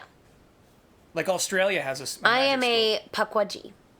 In the U.S. version, which is like in the East Coast, right? Yeah. Yeah. It's Yeah. like I think like a Boston-y area It thing. would seem like a Massachusetts kind of thing. Yeah, it seems like a But Massachusetts. the school's called what? I've Got her. been watching too much Magicans. All I can think of is Break Bills, but it's not. It means magicians, by the way. That's what we call it. What I don't remember. What am I would you reading? like to? You want to read one? Yeah. So this one's great. This one we're skipping ahead. Alex Castellanos has a great comment that he compliments Kyle and myself. So I'm definitely not going to skip that. Because who better to compliment yourself than yourself? Exactly. Amanda has a podcast all about complimenting. I do. It's called not plug it, Complimentary. Jones? He's always Okay, trying to all bury. right, You're great. always trying Let's to bury just that do it, podcast. okay? It's not Let's right. just get through everything. It's called Complimentary. Comppod, COMPPOD is your Twitter. right? Yeah. Mm-hmm. It is her and Kelly Lohman, two of my favorite people in the entire world. And they have beautiful personalities, beautiful voices, and spend the entire time complimenting each other, complimenting things in the world, talking about things that complement each other, and bringing guests on, complimenting them, having them compliment things. And sometimes we talk about free stuff, and the podcast itself is free, so it's complimentary. If you were to imagine anything that could be more chipper and positive than Easy Allies, it's the complimentary podcast. So that was good promo, Jones. Yeah, so it was. Yeah, This is Yeah. from Spencer, aka Spools of Thread, and there is an intro to this that explains this was something that they wrote in school, but the actual submission itself came right in the word count. And so if you want a little more details, you can do that. And this is a good time to mention this is $10 and above patrons that can submit stuff for the community showcase. But once the community showcase goes live, I make the submissions post public. So if there's any of these comments you want to reread, any replies that you want to make to these people, or any of the videos and art and stuff like that you want to download or check out after the show's over, you can do that. Patreon.com/EasyAllies, community showcase submissions for April 2018. So if you want a little context, you can get it, but this is like a story. So I think it's appropriate. So you're going to be going there, and then it's continued on the next page, but I've already taken it out of there. So Oh, and if I want the rest of the story, I go to Patreon. no, if you want a little explanation for the story. Got so it. before the story, Spools of Thread just said, I wrote this for school, and this was my thought behind it. And We got 2 new subs, Flayon and DJ Esposito. Thank you, both of you. nice. I missed the song. What? I missed the subscribers. Subscriber now. Beautiful. That song. That song. I don't miss it one bit. Okay. Spencer, Spools of Thread. The water reaches its hands up to grasp at the sand, and where it touches my bare feet, it feels like ice soaking into my veins. The night air is silent and cold. I remember being here when it was warm. 7 of us spread between the sand and the waves, and the water was still cold, but being here as an, but being here has in us created so much warmth that I think the sun made a home in my chest. Its rays licked up my throat and into my brain, and now my memories are covered in the warm glow you think of summer in, hazy and gold. It was mid-March. I can hear us, if I try hard enough, a ghost of a memory. The laughter bouncing from underneath the pier when we discover a tiny crab struggling in the tide. As we watch over each... misreading lines. I'm going to start again. I'm going to take it back. The laughter bouncing from underneath the pier when we discover a tiny crab struggling in the tide. As we watch each other stumble after shells that slip out of our grasps. The Ferris wheel towers over us in bright colors, and the smell of food drifts down from the tiny restaurant we just left. I hang on the shoulder of the person nearest me, and we both get soaked to the waist by an incoming wave, laughing in shock and joy, and maybe a little out of fear. It's hard to reconcile the chill and quiet of right now to that. I don't know why I'm here alone. I don't remember how I got here. I do know that my feet bring me here no matter where they were supposed to take me. Drawn here by memories and the spike of salt in the air and the lull of the waves, maybe. Something to heal and to rub salt in the wound all at once. My hands close around a shell I picked up on the walk down the sand. I run my hands over the rough ridges of the outside, the satin-smooth interior. I toss it into the water a moment later. There's a bag of shells on my desk at home that look like this one. It's hard to add to a collection that's too much wrapped up in the veil of family. The water is freezing, but it's still home. Because sometimes home is cold. Sometimes home feels like the hollow space in your chest. Because sometimes home is the people you love. And the people you love are hundreds of miles away, and you can reach out as far as you want. You can't hold them. Sometimes it's cold and far away, and the water around your ankles feels like ice. Sometimes you just have to wait, and that fact makes every step feel like you're stepping on glass until your feet are bringing you back to them. I sit in the wet sand and let the waves carry me to the sea. I pray to whatever keeps the waves in rhythm, that they carry me to us. That is beautiful. That's beautiful. Spools of Thread said this is their dream right now. That they're like, this is a dream come true. That would have been way different if Jones was reading it, for sure. That was a really good So I read. laughter Yeah. bouncing from underneath the pier when we discover a tiny crab struggling in the tide. Yeah, see, it's a different kind of vibe. You see what you bring to this whole thing? Yeah, that was really good. Oh, thanks. I've read 2 audiobooks. Wait, I haven't done 2 or 3. You're asking me? I haven't listened to any of them. I've done 2 audiobooks. I'd be surprised if it was 3. Yeah, You'd be surprised? I'd be surprised because too. seems like 2. I think. I think I've done, but I feel like there's some third one that Survey I forgot says about. 2. Imagine forgetting an audiobook you did. Imagine that. Imagine being such a prolific voice actor. You're like, I don't know, how many things?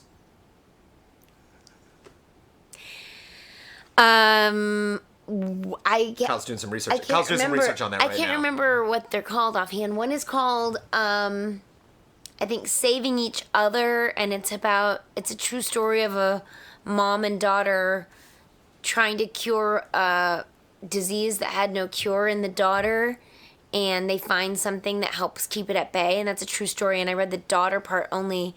And then I read this other book. I read the whole thing. And that name is completely... If you search me on audible.com... You'll get it? Yeah, you can hear me read a book if you want to, but you don't have to. You don't have to. Don't do it. I get every day is an audiobook with you, honey. Every day is a winding road. Okay. Should I leave? I mean, eventually. I have things to do. We're going to talk about Pokemon coming up next. Why isn't Brandon has narrated a book? It's called Harry Potter. I did. For my 30th birthday, Brandon got all of my friends and family together, and he had them each record characters in the first Harry Potter book, and he narrated it. And played Harry. And played Harry Potter. I narrated it without a British accent and then did the British accent for Harry. Yeah. Because the Harry British accent and the narrator British accent would have been the same British accent. Johns, are you willing to give us a taste of your Harry, or is that exclusive to Amanda's gift? we were all very high. Harry. Wait, which book was it? Which the first Book one? Oh, okay, so that's a That was child. the other thing. That's So when I child Harry, want to make sure we're like, then Harry did this. Like, Yeah. okay, it's very high. Very high pitched. I'm just a little boy. I'm just 10 years old, going to magic school. Is he 11 or 10? 11, right? 11. I think he's 10, dude. 11. 10 to 17 or 11 to 18? 10 to 17. 10 to 17? Okay, cool. Glad we caught that up. Chocolate frog. May I please have a chocolate frog? Chocolate frog, chocolate frog. What's in there? What's my wizard card? Not to play you off, but Amanda Troop, everybody. Not to play you off, but I What a am. pleasant surprise. Thank you, honey. Keep talking about Harry Potter, and I'll be back. Okay. Goodbye. I love you. Get out of here. Here's your hat. What's your Harry? Good question. Who is Draco? Malfoy. Draco was actually, it's really funny. You can dig up if you search my name on YouTube, you might find this. It's E3. I think it was possibly the first time I was ever recorded on camera covering a video game. This was before Invisible Walls, before I ever appeared on Invisible Walls. Cool. And his name is Joel Gordine, and he is a friend of a man. He's a big smartass. He's since left games journalism and video production, has gotten more into just business. But he wore a helmet. And he had a helmet cam. It was when PS3 got announced. It was when like Africa had a trailer in Okay, E3, whatever all year right. that was. I think we're talking about 2006. And he was like, "Hey everybody!" He had this like red helmet on, and he's like, "I'm here with Brandon Jones." And he turned the camera around, and I'm like, I was chatting. We had a booth that year too. I remember it was the year of the red MTV Networks game trailer shirts. Cool. And I did an interview with Joel, so you can actually see Joel and I conversing on YouTube if you go and dig up that video. Wow, I got to see that video. And it was great. Ron and Hermione were our two good friends, Jen and Chris. I remember, I was actually just bringing that the other day. I remember Jen was very curious of how to pronounce bottle. She's like, how does bottle? Bottle. Bottle? No, bottle. Well, yeah, that's like if No, bottle. Okay, moving on. Alex Castellanos, Brandon and Kyle, you're two of my favorite internet people, and I really enjoyed all you've done for this community, the games journalism, entertainment. Your hard work, efforts, and dedication to EZA do not go unnoticed. I love you guys. Now that I've kissed up to both of you sufficiently, I have a request for each of you that I'd love to hear out. Brandon, your series Brandon Plays Pokemon was so great. It might still be my favorite thing that you have done since EZA began. Well, Pokemon Gold, Silver, and Crystal are coming out on 3DS, and I want you to try and play it at some point, this spring, summer, while you still have some spare time. I don't know what spare time you're talking about. This could be this could be while you're on the toilet, or perhaps waiting for one of your edits to process, or whatever. I can practically promise that once you get going in Johto, you will be delighted to be back in that world again. I know that you played Sun as well, but the community needs you to connect the dots of red and blue here. Kyle. So yeah, I'm not gonna make promises, but I will consider that. And is that on 3DS backwards compatible? Oh yeah, baby. Right. Okay. Yeah. Okay. I played through Crystal recently, actually. Here's the thing. I will definitely promise that I will not capture the footage, because I'm not getting the capture unit again for the DS and playing it that way.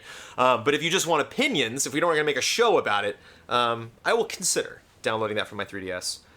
Who knows where that is? Kyle, you may have been a little quick to dismiss Pokemon Ultra Sun and Ultra Moon, but I can forgive you. What I'd like to request of you is simply this. Please try not to be so disappointed when Pokemon Switch isn't quite as innovative as you hope it will be, that you drop it partway through. It will probably not break that much new ground aside from visual fidelity. This person was cool. And when that happens... This person used to be cool. Please just finish the game anyway and give us Pokemon fans a chance to talk to you about the full game. That's all most of us really want anyway. Thanks in advance for considering these requests, and thanks again for my favorite EZA show, Brandon Plays Pokemon, also Brandon Sun Kyle Moon. Much love and respect. Alex C. I'll tell you something, Alex. Pokemon Crystal is my box peak game. You know, it's like one you can play for an hour at the end of the night. Oh, okay, yeah. So I finished Crystal. I won't talk about that just in case Jones always want to play it. But then I popped back into Ultra Moon. Reluctantly got through it. Reluctantly did Rainbow Rocket and all that. I still dislike it, but we can talk. We can talk about that game. For the first time ever, for the second time in my life, I leveled up a Pokemon up to level 100, Jones. Woo! The first time I ever did it was Lugia back in Pokemon Silver. And so this is the second one. I got to Mimikyu up to level 100. Nice. Because you can do this thing called power training, where if you throw in some bottle caps, it basically makes up for the bad training you did with it. Oh, okay. It becomes a perfect Pokemon. Whoa. Yeah, it's cool. Nice. Jason A. Sackle. The time has come to dive into the SNES mini trilogy that I have had since launch. I never owned an SNES, so I pondered what I should play. Well, I really love the Legend of Zelda series, so I thought I would start with A Link to the Past. Holy ugly hell, those sprites are insufferable to look at. Thank you, Jason. Jason doesn't hold back. Everybody, if you don't know Jason's posts, buckle up. Okay. Part of the fun of video games is the visual presentation. This was far from pleasing. So, it was back to square one. Then, I finally made my decision. Final Fantasy VI. So he just bailed on Link to the Past. Bailed. Took one look and was far from pleased. Okay. Here we go. That opening of Final Fantasy VI was simply fantastic and a great hook. The overall directing was top-notch. I was impressed with how well the designers were able to animate characters with the limitations of the graphics at the time. I said as much and did a little 5-minute ditty at the beginning of that episode of the retrospective. Also, having a unique laugh for Kefka was a really nice touch. The writing, however, left a lot to be desired. I just think it's just the Super Nintendo. There's only so many characters you can cram in there, so... No excuse. And it's the 90s. All right. An example was Celas explaining being infused with magic, and the very next line is Terra asking Celas if she has ever loved. No real transition or anything. I don't know if it was just due to a bad translation, though, because after coming across Phoenix Down, I had my suspicions that the localization might not have been the best ever. I mean, come on, guys. They even show feathers when using the term. The characters... Down as feathers? Yeah, like down... Yeah. Down as feathers? Like a down pillow. Yeah, what do you want, Phoenix feathers? No, it's just Phoenix Down. The characters might have been the weakest aspect of the game for me. Most of them were just idiots. I really enjoyed Setzer, though. His backstory added a depth to his character in a not-so-obvious fashion. I'm a sucker for a facade of happiness to hide tragedy. The world itself was neat, and I dug some of the steampunk aesthetic, but I had trouble remembering which town was where because they all looked the same. That's fair. The second half of the game didn't help. The Phoenix Cave was neat, where you had two teams that had to advance in different paths to press buttons so the other could continue.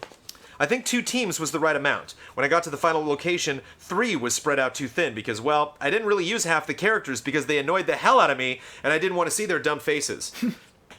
Well, one of the things, too, that you can get for anybody that wants to play Final Fantasy VI, there's an item that you can get for Mog that, called the Moogle Charm, I believe, that you don't have to take, you don't have to do random battles. And so, cool. If you want to just use that party and put all your weak people in that party, they can make it through. Can I kick Mog out of the party? No, he's got to be in the party, and he has to have that charm. All right. Sorry. Also, the town of Thamasa annoyed me. I went there right before I was supposed to, and everyone would just say, right, or something abrupt since they didn't know me. When the story brought me there, them still not knowing who I was, they spoke to me with full sentences. The inconsistency gave me flashbacks of Horizon Zero Dawn. In the end, it was leagues better than 7. But that isn't much of an accomplishment. Doesn't hold back. Don't get me wrong, I did enjoy the game overall. It's just easier, albeit more fun to write about negatives than positives. Final Fantasy IX is still my favorite, but 6 at least made me curious to try more that I haven't played yet. So here's the justification I would give is your characters have more information to ask about the second time you're in that town. Yeah, it's kind of like Zelda where you're missing the question from Link. Right. You're just getting the response. Yeah. But yeah, that is something that I look forward to seeing. That's what I'm getting. They're talking about Red Dead with people reacting to what you do. So if you pull a gun on somebody, they're not just gonna be like, they're like and run away. They already did that, did they not? In Red Dead, I don't know. I don't know if they. I remember getting in trouble a lot in Red Dead. Well, that's your own fault. Okay. Caesar Villa. Hello, allies. Again, April was a slow month for my gaming, and since there were no megatons like The World Ends With You is back from January, and I just told a long story from my gaming memories in February, I'd like to try something different. If you believe this is not suiting for the stream, I'll understand. I've spent the last 11 years of my life working as a software developer for different companies. This does not suit the stream. Next. Before that, I spent 5 years in college getting a degree as an engineer in computer systems. Because of that, I feel comfortable identifying myself as a programmer. I learned to play the guitar 20 years ago when I was 15. I'm far from good and could never call myself a musician, but I do think guitar player suits me well. When I was 6 years old, back in 1988, I recorded from the TV what is still to this day my favorite movie, Back to the Future. I don't think I really understood what was happening in the screen at the time. I just liked the car and the lightning effects when time traveling. But I can say that my love for cinema started there, that night, when I stayed up way past my bedtime so I could own that movie for the first time. Own in quotes. During all of my childhood, I taped more movies from the TV than I can remember. This stopped with DVDs. All my beta and VHS... I love that even up until right before DVDs were created, he's still VHS copying stuff. All my beta and VHS tapes are long gone. I now have a cabinet full of DVDs and Blu-rays. I always watch everything the disc contains, commentaries, outtakes, you name it. I love the craft, and while I have no formal preparation in the subject, I do call myself a cinema lover, because I was around 3 years old when I picked up a controller for the first time. Okay. Oh, I'm sorry, no. There's another title that I carry proudly. I don't know which was my first video game, because I was around 3 years old when I picked up a controller for the first time. We used to own an Atari 2600, and I know I liked to play Pole Position and Millipede a lot. Story says that I used to ask my mom to read my scores to me because I was so young that I couldn't read the numbers. Until one fateful day I screamed from the room, "Mom, guess what? I made 560,450 points." My mom was amused that the number I randomly shouted appeared to make sense, but then she came to the bedroom and she was shocked when the number displayed was 560,450. Right, 60,450, yeah. I think no sense, he meant to say.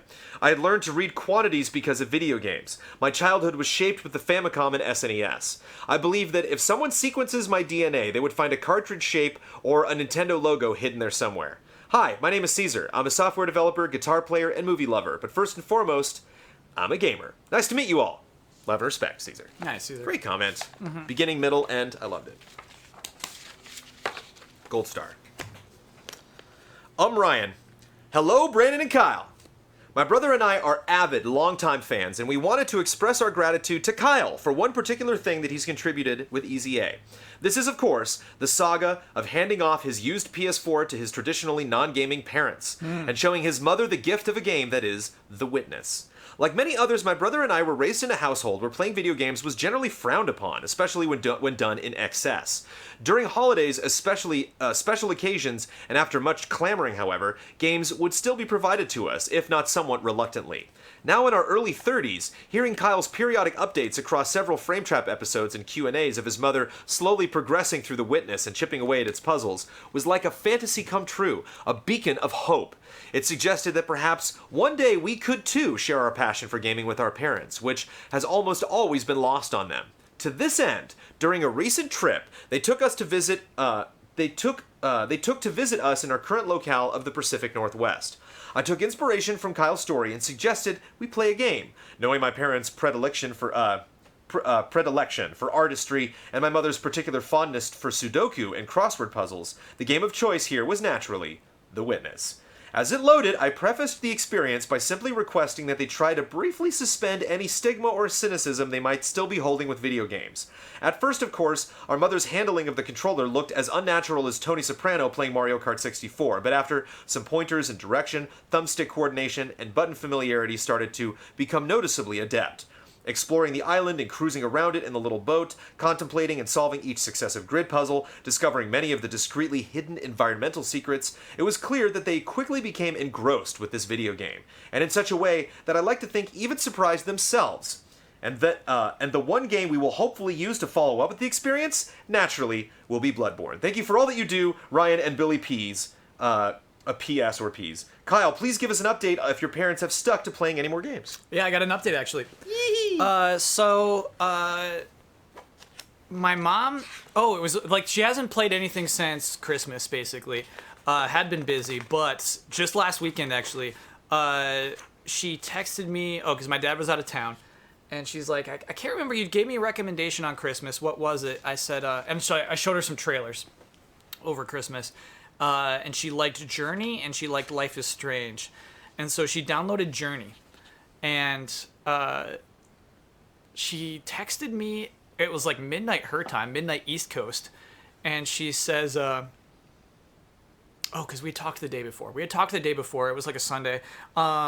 She said, she's having a good time. She got stuck in where there's sand waterfalls, and I played Journey a long time ago. I can't remember sand waterfalls. Oh, totally. Oh, yeah, I remember that. Oh, do you? That's the second area.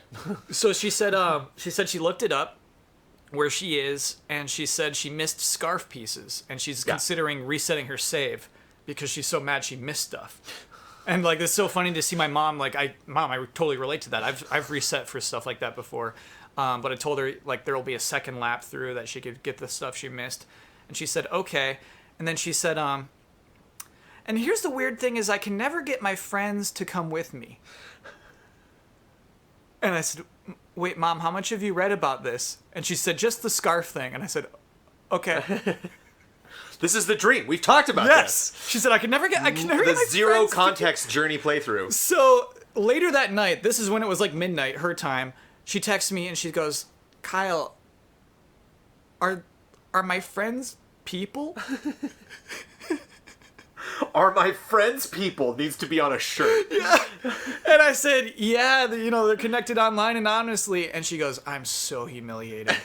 She says, I've been dancing around them and doing 360s. What do you think they thought about me? That you were a wonderful person. Well, I said, well, how do they react? And she didn't respond because I bet she went to bed. The next morning I wake up, I got a text that just says, they sit down. Which means they're AFK. They're just walking away. So these poor people are trying to play with my mom, and she's dancing around them, and then they just go. Because she didn't know they're people. But it's it's not a flaw. You know what I mean? That's that game. That's the beauty of that game. I love that. I love that we couldn't ruin that for her. That's such a good story, dude. Yeah. For you to have an update, that was a dynamo update. Yeah. Brittany Fuller. Hey, Brandon and Kyle. I'm one of those patrons who consistently forgets to make a post for a community showcase. Except this time. Last month, I finally got around to playing the Banner Saga. I enjoyed the game quite a lot, but what was really interesting for me was how it made me combat my anxiety. That's fascinating, Brittany, because the Banner Saga gives me anxiety. Yeah. Because I'm terrible at it.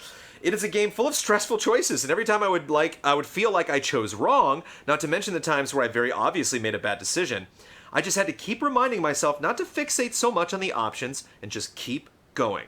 I think it paid off because by the end, when faced with the toughest decision in the game, the decision still had the appropriate weight, but I wasn't stressing over it. I think I'm even ready to own all my mistakes and take that save into the Banner Saga 2. Replaying to get some things I missed and keeping characters alive is still an option, but I don't feel it is something I have to do, or even the ideal way to continue on. I think what made this experience even more interesting was playing it on the heels of VA11, Hall A Cyberpunk Bartender action. We call that Valhalla. Oh, Okay, sorry. That's all right. It's hard to read. Valhalla, cyberpunk bartender action. We, like you and the rest of the world. Everybody else on the planet doesn't say it that way. Call it, yeah. A game full of extremely low impact choices. You're just deciding what drinks to serve based on the request of clients, and maybe upping the potency to get them drunk. I have to wonder if the laid-back vibes of making choices in the game help prepare me to relax. Either way, two very different but equally excellent games involving choices. That's all I got this month. Thanks for fostering such a great community. Love and respect, Brit, aka Logic Error. Love it. Love that too. I gotta be honest, I was trying to think of, like, when I'm cool like that, it's like Fire Emblem. Character dies, it's just like, I gotta move on. No? But Mass Effect 2, I totally did the ending twice. Oh, really? Yeah, like some people died on that final mission. I'm like, nah, they gotta live. And so it turned out it didn't matter, man. Just doing a streaming series of a Telltale game is fascinating because you can't go back. 'Cause Yeah. You can't, like, I'm gonna start over. It's like, no, you're streaming this, baby. Yeah, I like so that. yeah, Batman, I definitely, when Gordon started to get angry at me, I was like, oh no, Gordon, no! I don't trust you anymore, Batman. Like, you're breaking my heart. Did you earn his trust back? I realized at that point, I didn't even think that was like a danger. I was like, oh, Gordon's got my gotcha. back. We're Sure, fine. sure. We go way back. And they really try to like pit you like versus someone else. It's like Gordon or this other character. Who are you going to side with? And once I could feel him slipping, I was like, no. Anytime I get that choice, screw these other people. I am not turning my back on Gordon. Kyle, I'm going to hand this over to for you to read Kyle. So Kyle, read Kyle's quotes. And I'm going to meditate on those decisions that I made and do some research. And I'll be right back. Okay. Kyle Lee says, ahoy, Brennan and Kyle. At least wave. At least get that wave in. Kyle is O to wave. Logic Error, thanks for the resub.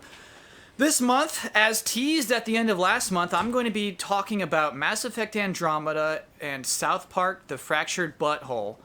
To begin, I have been putting Andromeda off for quite a while. I'm a huge Mass Effect fan, with the original series being one of my absolute favorites of all time. I even have the Paragon and Renegade symbols tattooed on the insides of my wrists. With that said, everything about Andromeda felt weird to me, which made it easy to put off. After some poking and prodding, a friend finally convinced me to give it a shot. I put in about 12 hours before taking a break, but I do think the patches helped a lot. Female Ryder is a great step forward, giving her more character than Shepard, who is a bit of a blank slate. However, there's something about the story that isn't grabbing me. I'm going back to it soon, but it definitely feels off. South Park has been very fun, but similar to Andromeda, I had to take a break from it after about 10 hours. I enjoy the battle system for the most part, and I was kind of surprised by the representation it provides for gender and sexuality. Even if it is in the form of jokes, it's much more inclusive than any other game I've ever played. I'm going back to this one first, since I don't think I have too much left. Now, you may be wondering what took my attention away from these two games, both of which I've enjoyed but didn't get fully hooked by. Well, it was something unexpected, because I did not think I'd be starting this series so soon. After finding it on sale, I took the plunge with Yakuza Kiwami. Woo. Yeah. Now that is a game that hooks you and doesn't let go. I've never played a game that only had Japanese VO before, but man, it gets you so immersed in the world you're running around in. I spent way too much time bowling, but I'm close to getting a 300. Last night I got a 289. All at once, Kiwami is relaxing and stressful with something happening around every corner. I'm absolutely invested in the story and can't wait for Kiwami 2, but the biggest thing for me was a chance to play an action game in a modern setting that didn't force you to use guns. I've totally lost my taste for gun-based games for the most part, so being able to go through the whole game without using one felt good. An absolute joy from start to finish. What will be the next on the battle against the backlog? I'm not sure.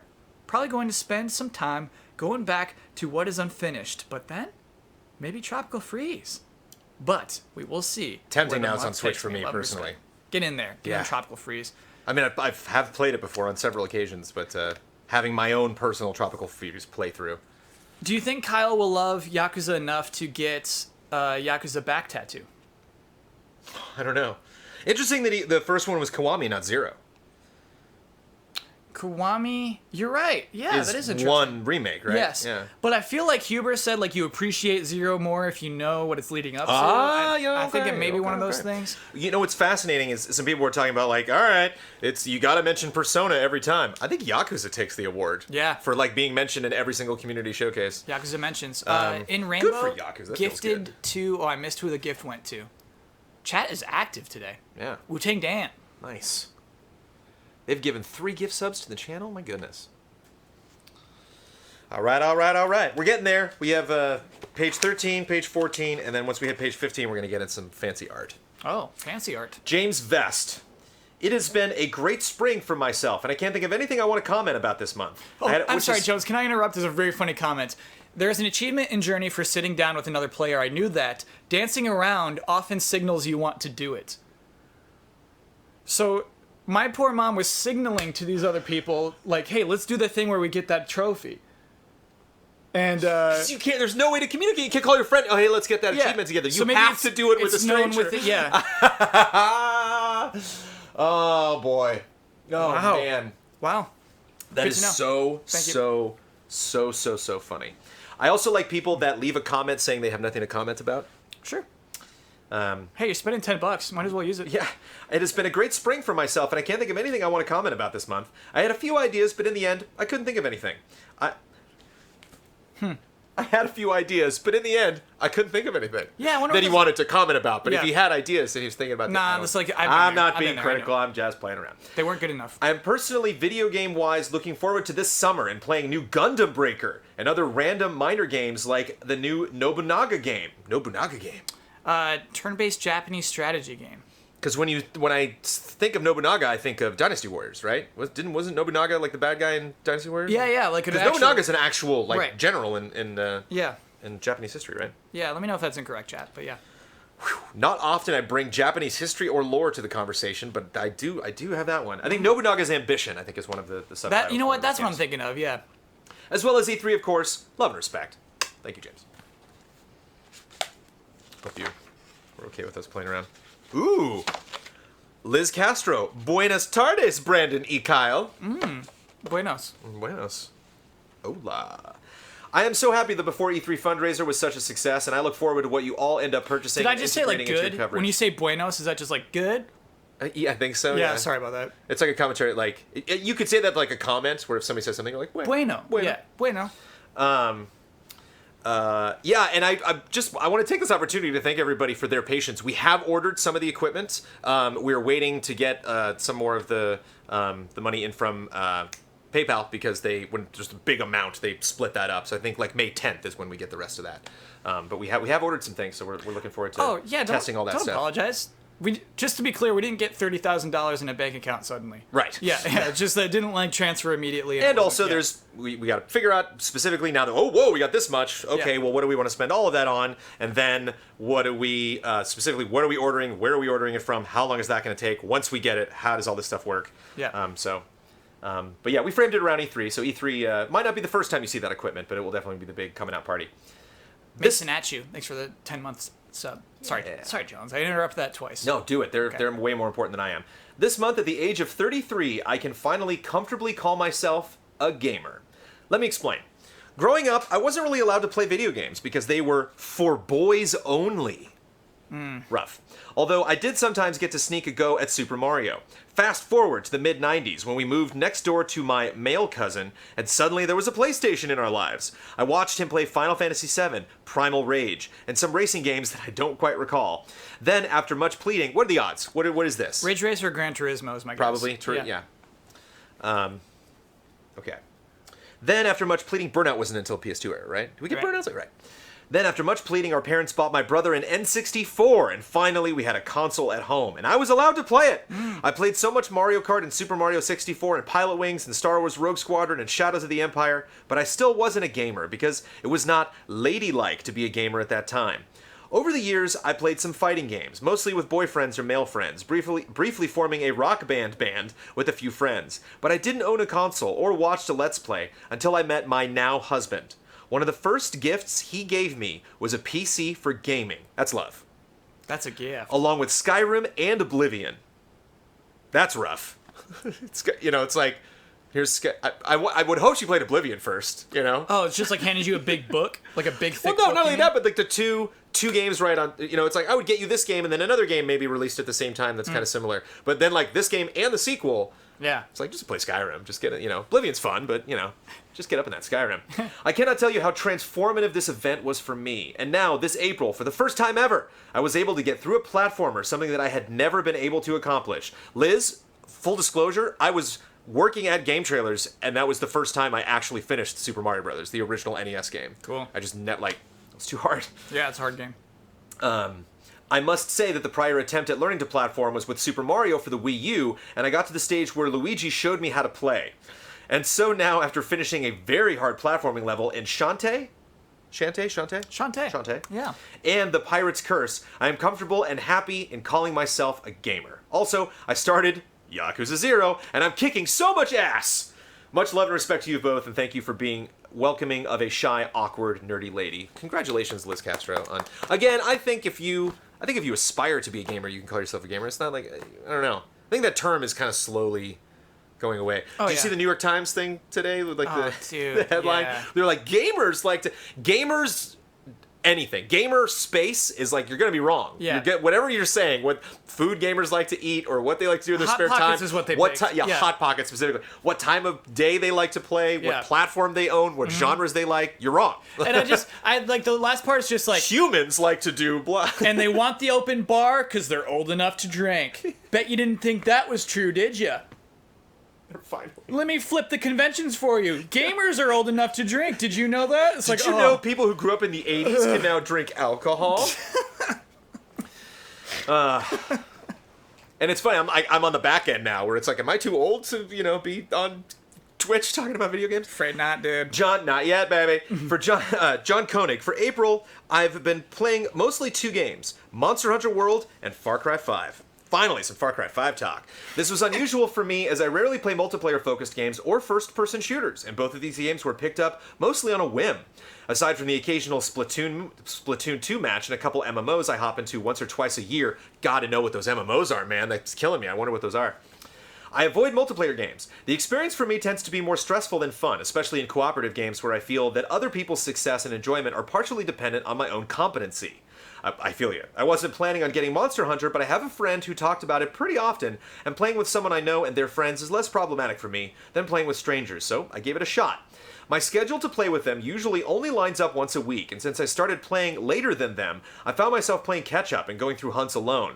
I found that this game is much different alone than in groups. When hunting in a group, the focus is on finding your specific role and performing that role as best as possible. It's all about being part of a machine. When hunting alone, everything is on you. Facing a flying monster and are using melee weapons? Figure out how to ground it. Getting charged at? Better get good at dodging. The hunt reminds me of a Souls boss, and struggling to survive and a test of perseverance and creativity. While I can send down an SOS and get help, I kinda like how my personal weirdness has created a handicap that changes the style of the game. My reason for getting Far Cry 5 comes from needing something of a palate cleansing. I had been following news of the game pre-launch because a story centered around an extremist cult in an isolated section of America looked intriguing. My interest was fading though after seeing previews depicting a game that didn't seem to be about radicalism and nationalism, but about creating a sandbox of pure chaotic fun. However, I then played Celeste, and while I loved it, I found myself wanting something light on emotional investment and heavy on random explosions. I can say that Far Cry 5 definitely delivered on that. The characters are shallow and the plot is essentially a confusing series of radio calls and kidnappings, but the game is so much fun that I don't even mind. After spending a good amount of time rampaging around Montana with a bow on my back and a grizzly bear at my side, I decided to check out the Map Maker, which has also been a great time, if a little tricky to manage due to having to use a PlayStation 4 controller instead of a mouse and keyboard. I don't have any maps finished yet. Maybe by next month, I'll have one finished. Ooh baby. Make a video. Oh my goodness, levels. No, I don't know, Jones. Oh my goodness. NYZ Mikey, thanks for the sub, by the way. Because we might not be able to play it, there were just technical limitations. We might not have that It had to be a video of the level. Yeah. So let me say this: if you are tempted to do that, record some gameplay of you playing it, and then mention in the post here, the level's called this if you want to go get it. And then if we can make that happen, I'd love to do that on Community Showcase. Actually, play that level. Yeah. Especially when Dreams comes out, man. have it like community showcase for Dreams? I think it's its own night. I think that's like Dreams night, you know? Everybody send in. You do both. Okay. Both, baby. All right. And now it is time to look at some fancy pants art. You ready? Whee! We got smaller. Here we go. Starting off with Jesse Abraham. Hello, gentlemen. I was hoping to make some crazy E3 Easy A intro, but I'm going on vacation tomorrow, and Blood said no. He was really. Been there. I know that feeling. Yeah, we all know that feeling. He was really polite about it, and I totally understand. I saw a Cup of Jones where you mentioned people submit stuff all the time and don't always get selected, so I was working on a bunch of fun stuff regardless. So let's get down to Jesse's. And I love this too. You know why? Because I love Skittles. Nom, nom, nom, nom, nom. Don't you just want to eat them? You just want to just take them all. I want to eat those Skittles. So I was working on a bunch of fun stuff regardless. I almost finished this Skittles intro outro maybe for when Ian gets gifted a little too much Skittles. I just don't have time to get the video done for May 3rd, so here is a still image. And I love it. Yeah, it's tough because, and that's always, we're nervous implementing things. I know we've worked with Chris LaRue a lot, who produced stuff. Yeah, I get resumes all the time. I get requests from people. I made a huge mistake, dude. I'm surprised you didn't call me on that. We're like, Jones. But remember, I was like, hey, here's a pitch. The 10th ally being a sports guy. A big mistake. Oh, because you got so many requests. I got a lot of DMs, a lot of emails, a lot of tweets. Yeah. From people that were like, I am that guy. Yeah. So I tried to be silly about it when I mentioned it, but. And I know we're not using it, and you're busy, but there are no pink Skittles, and that is a major oversight. We're talking about pink Skittles. Like pink Skittles. What? Yeah, out of a Skittles bag. There's no pink Skittles. There's red and pink, is there not? There's no pink, dude. You're thinking of Starburst. You're right, I'm thinking of Starburst. Yeah. Well, and actually, like, I buy a lot of, like, alternate bags, but there's no blue, is there? I don't think there's a blue. There's purple. Yeah. There's grape. Yeah. So those blues need to be purple. But it's Skittles inspired. They're not I think necessarily this is why Skittles. Blood said no, is that the colors weren't right. And the green, I just bought some Skittles the other day. I was at 7-Eleven. I was like, fine, I'll get a bag of Skittles. Yeah. It was funny because they have like all American Skittles now for like 4th of July because the summer's coming up. Okay, yeah. And so I like grabbed one and then I came up to the counter and was like, all American. No, because I thought like, maybe they're just different colors. They were different flavors. Yeah. And I was like, no. I want my OG. Yeah. My OG Skits. Wait, where did the green come in there? It's green apple and not lime. I thought it was lime. But lime and lemon, it doesn't make sense to have them both in the same. They used to be lime. Okay. To get lime now, you got to go to Berry Skittles, the purple bag. Ooh, okay. Yeah. It moved on to another. Yeah. It's like another show. It's like Angel to Buffy. You know, Yes, it's like dude. they're all characters It's exactly leave. like that. Yes. Yeah. Wow. Skittles lore. That's a really good analogy. Ian Barker. Hi, Brandon and Kyle. I recently finished playing through Horizon and felt inspired by the amazing art direction in the game to try designing my own tribe that fits with the futuristic meets primitive theme. Are you ready for this, dude? Yeah, I'm ready. I don't think you are. Okay. Look at this. Ooh. This is sick. For these, I wanted to make some characters that are skilled at taming wild animals. Hope you enjoy. If anyone's interested, more of my work can be found at artstation.com/Ian Barker. IANBARKER. And that's not it, baby. Does Ian do concept art for video games? He's got to. This is really good stuff. Ian has to. But you like this? There's no background to this one. How about this one? How about that? Cool, man. Huh? Take that in. So good. Mm-hmm. And I love that it's not just like I love these characters from this game, so I'm gonna like draw this character from the game. But I'm gonna take that and then be inspired by that and then move on to do something else. I like how everyone's got an animal creature. Mm-hmm. It's cool. Really impressive. We got 2 more. I was just absolutely blown away by these. Look at that, man. Yeah, your purple panther. Look at that. Just the orb in the background with. Yeah, it needs some sort of gas mask to breathe in this tropical environment. It's cool. Last but not least. Boom. Man. So cool. You've angered my skinny dog. Yeah. And I like the one's like super serious. It's got like a little like face mask, little plate or something. Yeah. So it can run fast. Because those are greyhounds, right? Those look like very, very fast dogs. Yeah, but they're not greyhounds. They're a little beefy to be greyhounds, actually. And I love that like they're no one's happy. And there's all these characters are like, what are you doing? Taking a picture of me. Move along. Just says Ian, Gilbert. blown away. Absolutely amazing. Eric Mitchell. Hey, Brandon and Kyle. Hi. I'm usually a patron at the $1 tier, but this month I decided to up my pledge to $10 specifically to take part in the April Community Showcase. I'll explain. Smiley face. For a few years now, my fiancée Stephanie has given me the best birthday and Christmas gifts in the form of different styles of video game-related artwork. I'm always impressed by her talents and what she's able to come up with. The thing is, I don't feel like her artwork has had the opportunity to be seen by very many people. So with April being her birthday month now, I feel like there was no better community to share some of her work with than the Easy Allies. Cool. I love the good vibes of people going in and showing off. And these are... Okay, so I think I grabbed the name... Where I grabbed that from... No. Spoilers. Oh, these are... Sorry. Yeah, this is a different... They're over here. Yeah. Little tease. Wait a minute. What now? Oh, no. Did I not grab these images? I know they're in there somewhere. No, they're not in video. What in the world? Oh, there they go. Eric Mitchell was on top. Sorry. We got lots of submissions. All right. Bam. You guys have been with me upward of a decade now, and Steph's grown attached to your content over the years as well. I love when we pull in the sibling or the spouse. Mm-hmm. Love it. And I love that too. I think that's one of my tangent, but like I love that too when we're at events where somebody comes up and they're like, oh, and they come up and they say, oh, it's just really great to meet you, and they clearly have the person on the side that's like, I don't care. It's like, yeah, I know who you are, and sure, you're fine. I'll accept you into our lives, but like, I don't need to shake your hand. We're good. Are we done, honey? Okay, let's go. Right, like, yeah, I get that. I get that very much. I know they'll take the photo. It's just like, yeah, you want me to take a photo? I know she'll really appreciate hearing both of your thoughts. Thank you, love, and respect. This is a painting of the classic 8-bit Link. Yes. Yes, says Kyle. Let's hope there's no Link to the Past Link. This is a painting of Link and Ravio from Link Between Worlds. Yes. Spoilers, LOL. Apparently. Yeah. I think we're cool to spoil that at this point. A little bit. Yeah. This one's really great. This is a painting of Link and Navi from Ocarina of Time. Yeah, it's sick. This is a perler bead 8-bit Link receiving the sword from the old man. Yeah, and look at that frame too. That's sick. I love the open mouth, like the excitement. Yeah. This is a painted NES cartridge frame background of Super Mario Bros. 3. I love with the frame.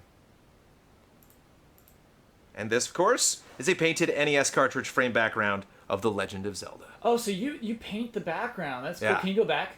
Sure. Yeah, those are really cool. Those are really, really cool. Here you go. Mm-hmm. This is a painted plate of a Poliwag. That's nice. Poliwag, right? Poliwag? Polywog. There's a song about a polywog, right? Wow. And here's my favorite baby. This is a painted plate of a Ditto transformed into a Charizard, although he will turn back into a Ditto when caught, I promise, Jones. Yeah. Yep. Yeah. Good reference. Pokemon lore. I know. Wow, that's I know. a great reference. I totally forgot about that. I was confused. I was like, well, I don't want to catch that Ditto because it's turned into this thing now. And you're like, Jones, it goes back to being a Ditto when you catch it. Oh, Chess is Poliwag. Poliwag? Yeah. Poliwagging the finger. It wouldn't be a pun otherwise. And for any Doctor Who fans, this is a painting of me fighting off the Daleks. And I love it. I love that, like, you're the Doctor, I guess, and you got the... And I love that it's, like... I love that, like... And I'm curious if that's, like, from a specific episode, but I love that, like, even the set is very, like, Doctor Who. Like, this is definitely not, like, me in the Doctor Who universe. It's, like, me on the television show. Right. That is really cool. So, really great work. Wouldn't it be cool to have a girlfriend who just paints you as a hero? Yeah. I made this painting where you're a hero. Thank you. Bye. That's why, like, when I met a friend in college and was pitching him some ideas that I had, and he started, like, drawing something, and he was like, kind of like that. I'm like, that is one of the nicest things any human being has ever done for me, to actually, like, realize something stupid that I came up with. Yeah. You gotta draw all your own dumb stuff, because nobody's gonna draw. Yeah. No one's gonna draw it for you. Gotta draw myself as a hero. And Get I do. warm. Oh, it is. It's getting warm. Get warm in LA. All right. Lore Wright. Hello, Brandon and Kyle. I'm a new fan of the Allies and a new patron. This is my first community showcase, and I'm so excited to show what I've been working on. I'm a writer currently working on a webcomic to be released this fall called Nights at Beacon Grocery. It's a drama comedy taking place at the Beacon Grocery, a store nestled in a town vaguely located along the eastern coast named Port Sheldon. Don't worry, there are no BBT spoilers, Kyle. BBT spoilers? Sheldon. Good. See, maybe I should be glad that BBT does. Oh well, I know what BBT is. Beacon. Okay, so you don't like it, but have you ever have you ever seen like a full episode? I think I've Do you seen just get one, little I think I've tastes of seen stuff? one full episode. I've seen several full episodes. Yeah. Do you know who likes BBT? My dad. Oh, my dad does too. It's a dad show, man. Dads love BBT. And I came over and it was kind of the thing where I walked in the room and he was like, "Huh?" Sure, Dad. Sure. I know you probably won't like it because it makes fun of guys like you, but like it's funny. All right. I don't mind. You can make fun of me. It's just it's just not. yeah. It's just not. You don't have to explain that to me. Okay. Beacon serves as a place for paranormal and supernatural entities to do their day-to-day grocery shopping. I love that. Mm-hmm. In this setting and throughout its through its characters, we examine the everyday through a lens of monstrosity. Subjects such as love, revenge, and intramural basketball are covered, and we hope that you love our characters as much as we love creating them. Nights at Beacon Grocery is inspired by my own late nights. I'm currently employed as an overnight cashier at a parking garage, and I find myself out and about during the midnight hours quite a bit. The world has a different feeling late at night, and I wanted to encapsulate in our comic. I've linked to a thread of some of our best character concept sketches. So here we go. You got the tease earlier. So this is interesting. When is it launching? I don't know. No dates. Oh, to be released this fall. Yeah, like imagine the preparation to launch your own webcomic. It's crazy. I cannot imagine. So here we go. Number 1, our main character, Addie, the lone, lovely artist. No, wait. When you spoiled this before, Jones, I did not think it was for a webcomic. These were all drawn by my lovely artist and partner in crime, Sarah. Image 1, our main character, Addie, the lone human cashier at Beacon, and her ghostly paramour, Liam. Yeah, she's going for a kiss. Image 2 and 3, concept sketches of twin witches, Oren, who's this character, and Nina, who work at the pharmacy. So here's Oren, and here comes Nina. I smell a hit. This is really cool stuff. Look at these colors. Number 4, image 4, concept sketch of a health nut zombie named Zoe, who is a regular at Beacon. Did you know that brains are an excellent source of protein? I think that's a joke that's coming up. But I love the health nut. I like the one rolled up pant. Yeah. And definitely some fun personality. I like the yellow. You don't see yellow a lot with zombies, so I like that. It's a really good call, yeah. This is great. Image 5, preview art of Cabby, one of the rare human customers at Beacon, who has a podcast where he tries to convince his boyfriend Chad that the paranormal entities are so totally real, dude. I saw Mothman in the Snack Dragon parking lot, babe. When your BF doesn't believe in the spiritual properties of the full moon. And I know he's just kind of giving sour face, but I like to think he's chewing on some chips. Number 6, preview art of the dog psychics. Samoyed dogs, Samoyed dogs? S-A-M-O-Y-E-D, Samoyed, possibly? Dogs who hand out fortunes and plot exposition at any given time. I love the openness of the story structure. They're psychic dogs, man, they're cool. I love the dog they have Yeah. inside. Woof? Who? Arf? And last but not least, more concept sketches of Addie's facial expressions. Thanks so much for doing these showcases. We're really proud of Nights at Beacon Grocery, and we're super excited to share it with all of you. Beacon's first pages will not be released till the fall, but you can follow my writing Twitter at LYBWorks, and Sarah's art Twitter at MooneyWhat, M-O-O-N-I-E What, for updates and concepts. You can also interact with me on my personal Twitter, at DopeLore, regular spelling, D-O-P-E-L-O-R-E, where I answer questions and do EZA-related posting. Thank you all for everything. Love and respect, Lore. And also just pointing it out, we're getting really quick flashes of this art, but all of this art is linked on patreon.com/EasyAllies. You can go to posts and find the tab there for Community Showcase, or you can just search for April 2018 for the showcase. So I wonder if a webcomic is like a soft pilot for like a book. You know, if this is like the entryway into getting published, you know, because it's cool. So this next is technically a comment from Tirju Engi, who I lovingly refer to as Chumnun, who I've met several times at our events. Mostly a comment, but he also dropped in this art. So this is, I can't remember actually where he specifically said and labeled. But I think it's from Yakuza. Yeah, we got another Yakuza entry. We have Mega Man drinking an E-Tank, and I believe Dante saying Yahoo reaching. I can't tell what Dante's reaching for. Looks like a safe. You might have to enhance it, Jones. Enhance. But I love, you can see the tank going up on the side of Mega Man. Finished Ni no Tuniku, and it was delightful. There you go. There's Everybody's got 9.5. different takes. It had its serious moments, but clearly the focus was to have a jolly time for new and old people exposed to the genre. Surely there were negative or mixed feelings with it being too easy, or weird cuts like not having sound during dialogue, budget issues. Budget. Yeah, whenever you see that, some dialogue and not having dialogue later. Hey, gotta save money. But the gameplay and building your own kingdom was really fun. A solid 7 game. I had only played Yakuza 0 and Kiwami, but instead of waiting for Kiwami 2, I decided to play Yakuza 6, The Song of Life. Such a good game. The structure was pretty weird since I never got that calamari trophy thing, but the story was solid. Since I watched a bit of J-drama and movies, I recognized a bunch of actors in it. Even that non-Japanese guy that I won't spoil for you. Ooh. Oh. I still prefer Yakuza 0, but Yakuza 6 is worth playing even if it spoils the previous game, obviously. Played it through in 3 days and finished it at the beginning of the fundraising stream. I could have jumped straight into God of War but after it, but I needed to take a break. Watched A Silent Voice, an anime.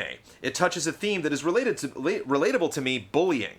I do recommend reading the manga, though, even if Kyoto Animation did a pretty good job with it. Also nice to see Yen Press publishing Silver Spoon. It's a manga about agriculture made by Hiromu Arakawa of Full Metal Alchemist fame, but it's a slice of life instead of a fantasy genre. She hasn't finished it yet since she has been on hiatus for a while, but the series is near its end. The series is near its end from what I hear. There is 2 seasons of anime, but you get much more from the manga. And of course, I watched Avengers Infinity War, great month on Monster Hunter World, we just got Devil Joe Pickle last month, tempered hits like a truck, and now we got a new one that is siege type. There's a siege type of quest, limited time, where everyone in a session can join to fight it. Kulve Taroth was a nice addition if you've sunk 250 hours in it like me. Too grindy though if you want the whole armor set unless you're lucky. Really enjoyed the Spring Festival, and I hope they have other seasons in mind since it was a good time to do those limited hunts people missed, and that Mega Man armor for Palico Cat. I also got Dante's DMC-1 gear, there's Dante, which is a really good one for changes, but I'm out of material to unlock the limit for upgrades. Next up, Street Fighter V Sakura. I'm guessing SF5, SFV, Sakura? Yeah. Well done, Jones. Feel free to join me in Monster Hunter World. I'm not a good player, but I can help. Damiani and Kyle bomb defusing was the highlight of April. Also, Amanda Brandon reaction to the DBZ recap by Damiani. Love and respect, Tirju Engi. Haydarn, thanks for the resub. He's reaching up for a pizza. It's a pizza that's tied up there. Ah, nice. Yahoo! He's excited. Free pizza. And this is like technically art, but Noah Weinstein is putting together a little meet and greet, so... Here's the news. Hello, allies. I've been pretty pedal to the metal this month on a lot of stuff, most of it originally music, including some really insightful workshops on co-writing and the music industry, which has been as enlightening as it is depressing. Unfortunately, I don't have anything tangible to show of that yet. So I thought for this month's showcase, I'd highlight a community event that's finally been concretely planned. The Vancouver-based EZA community is small but mighty, with friendships mostly forged in chat and on social media. We've always wanted to get together, but apart from the couple times I've personally got to hang out with the folks, we've never actually all congregated as a group. So we're finally doing it once and for all on May 12th, at a Fatburger no less. Is that what you chuckled at? Yeah. Details are in this Twitter post. I'm so excited to finally meet people I've been talking to since the early Bosman v. Wozniak chat days. Meeting members of the community is the best part of being involved in it. I hope that people in the area can make it. Heart emoticon. You know what? It actually makes sense because Vancouver is in the same time zone. That Vancouver Canadians would be watching Boston v. Wozniak, which used to start like late. It used to start even like later than my normal Friday night streams. So that's cool. I've been to Vancouver once, Jones. I love it. It's a cool city. I also like the idea of you playing this one game over and over and over and over and over again, and chat kind of being forced to just talk amongst themselves. You know, it's like the conversation we're having has really very little to do with Tetris. But I was entertaining during those streams. You were, but it's a positive thing. You know what I mean? Okay, Like having those things. sure. Yeah. Basically saying that like if you like to show up to streams, you don't necessarily have to join the conversation about the game. Like if you want to show up and sure. and use that as an opportunity to meet with people and hang out. Didn't mean that as a slight. And finally, Zephyr Moon. Boop. How jolly. Oh, Greetings, cool. Jones and Kyle. I believe this month's art piece is self-explanatory. I hope you like it. Love and respect. I love that we're all like, there's like a motion to it. I love that blood is backwards. Yeah. I wonder if she just like freezed it at certain times and like. But Blood's doing a twirl. Like you're right. I see it as one motion, one fluid motion. I'm way up in that camera. But who's that? Is that Amanda on the side? Who's next to Ben on the side there? My With the guess black would hair. be Brad. Oh, it's totally Brad. Yeah, and I'm doing the yay. Mm-hmm. That's totally Brad. But and Damiani's just like, okay, this is fine. I'll allow He it. didn't do much dancing for us. But love that Zephyr. That's great. I'm like tempted to make that like our header. I love just any collection of all of us. So thank you very much for that. Okay, moving on to photos. Bearded Scotsman 86. Hey Brandon and Kyle, this month I've been working on older titles that I started and never finished. I finished up Gauntlet Slayer Edition. Wow. And Lego City Undercover, I'm jealous. I would want to finish that game for the platinum trophies. I'm now working on Final Fantasy X, which involves grinding out spheres to upgrade and then take on all the hard bosses the game has to offer. I'm also going in and out of Stardew Valley for some relaxing farming. With my name change from Corn Fan 2007, the question that keeps coming back is, did I stop liking Corn? Well, there's your answer. To answer here, I would like to present a picture of my back tattoo, which I got around 10 years ago. The picture was taken the day I got it finished, which is why it looks so fresh. Love and respect, Bearded Scotsman 86. Okay, I was really worried because I didn't know what Corn Fan switched to. So Bearded Scotsman is Corn Fan. Yes. Got it. Okay. Bearded Scotsman 86. All right. It's tough to keep all of that in line. You have to get a tattoo, Kyle, right now. What do you do? What do you get? Where do you get it? Jones, I thought about it, and it's really lame, but it was just the first thing that came to my mind. It's Bossman on this arm, and then Bossman on that arm. You monster. I know, dude.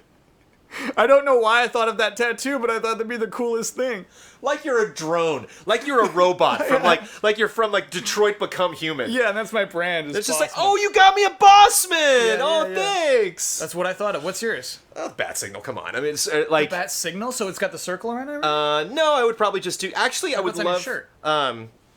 Yeah, I don't want like the loop around. It would just be like just the signal. And I'm not a fan of the wide. It would be the circle. You know, like Yeah, I like the circle. And I actually, you know what? Like this might be a dangerous thing, but like if I'm just gonna do it, I would be tempted to like go into a store and tell the guy, if I knew the person too, if I like had a conversation and like got to know them, and I'd be like, hey, I just want a bat signal. Have fun. Oh, no. You know, like No.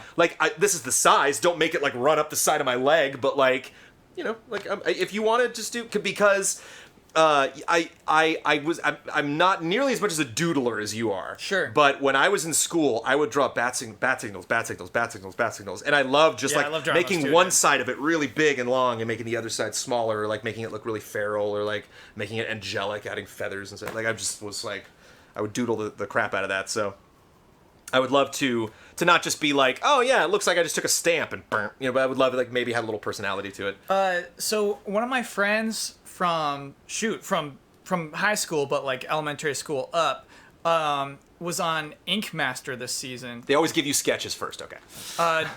Do you know Ink Master, the tattoo competition show? Yes. So he's become like a tattoo artist elite. He won Ink Master. Whoa. Isn't that cool? So like maybe I would trust Josh. Maybe I would trust Josh to be like, hey, I just want a tattoo, draw something. It's so funny. I mean, the tattoos he made in high school were awful. Yeah. Like his first tattoos were bad. And so it's just like, it'd be like other friends and they'd just be like, all right, give me a tattoo, dude. And then that would be like, oh, Josh. Like you were like, what have you done to that man? You've seen the Pikachu tattoo, right? With the redo? No. Where they goofed it? Oh, I gotta see that. It's one of the best tattoos ever, but they, Josh. Somebody just did a horrific Pikachu. Yeah. And then they went to somebody and asked them to redo it. And so they put it on an easel, and they made a really nice Pikachu that's like... Oh, that's painting the back on that is really cool. That's really cool. So. Yeah, did anybody watch Ink Master? We don't get that channel on PlayStation View. Also, ouch. Oh yeah, that looks like a hurt, right? That's red. That's a lot of ink. It's and is that an thick album ink. cover that I'm missing? Yes. Okay. But just look how like the black of the actual letters of look how dense that you can get lost in that color. I bet that took a long time because that's just filling in the letters. And our first tattoo here on the Community Showcase. Congratulations, Bearded Scotsman. 10-year-old tattoo. Boop. All right. Boop. Follow the Leader yeah. is the name of that album. Oh, yeah. Oh, that's like Dark Link's Hey, sword? Brandon and Kyle. I thought I'd share something of a work in progress with you in the community. At the beginning of the month, I went to PAX East, and after seeing everyone's amazing games and costumes, I was inspired to start making stuff. You're starting making stuff, and this is what you do? Yeah. Wow. I modeled and 3D printed the Master Sword from Breath of the Wild over the past couple of weeks. There are a few things I'd change if I were to make another one, but I'm pretty happy with it. Now I just have to find some time to sand and paint it and call it a finished project. Also, congrats on getting the More Stuff stream. You guys do amazing work, and I cannot wait to see what you do with all the new stuff. Love and respect, T-Spawn. Thank you, T-Spawn. Thank you. If you want to get close, we're getting close, baby. Bearded Scotsman said it was 4 hours total to get that tattoo. Oh, my goodness. Lots of pain. Yeah, so is that Dark Link's sword, basically? I mean, no, that's just how it was 3D printed, you know. Oh, so this is pre-painting. Yeah. So Got you're just it, going to okay. sand it and finish it. And, Got it. I'm assuming. Yeah, it's flawless, huh? Yeah, I love the background. I love the pedals. That's a really cool way to display that. Dang, And, you want to hold it. You look at that thing, you're like, I want to hold that. Oh yeah. Yeah.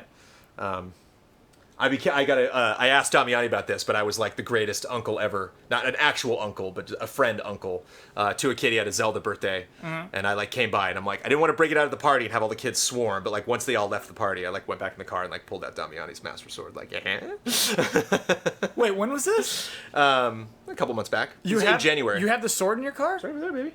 Oh, got it. Yeah, got you. And I just asked Damiani like, can I bring it to a birthday party, Damiani? John, that's hilarious. All the kids will think it's so cool. Did the kid think it was cool? He did. I mean, it's a heavy, cool steel sword, yeah. He's funny. He like it's fascinating to me with kids. Where like when I first show up, I'm like, "Hey, what's up, man? You playing a game? What do you do?" And he doesn't like that. He doesn't like when you're like, "Look at this cool thing." He's like, "Yeah, whatever. I guess it's cool." And then you give him like 20 minutes, and then he like shows up and is like, "So what I thought?" It's like you want to be there on his terms, you know? Like he's not gonna. I get that. He's just kind of like deer in the headlights whenever you're like, "I want to talk to you about something." Chat brings up the Leviathan axe. Like, I totally relate to just wanting to hold that thing. Yeah. You just, like, it just looks like a big, fat axe. Especially when you upgrade it and it just gets prettier and prettier and prettier. Oh, yeah. Nice.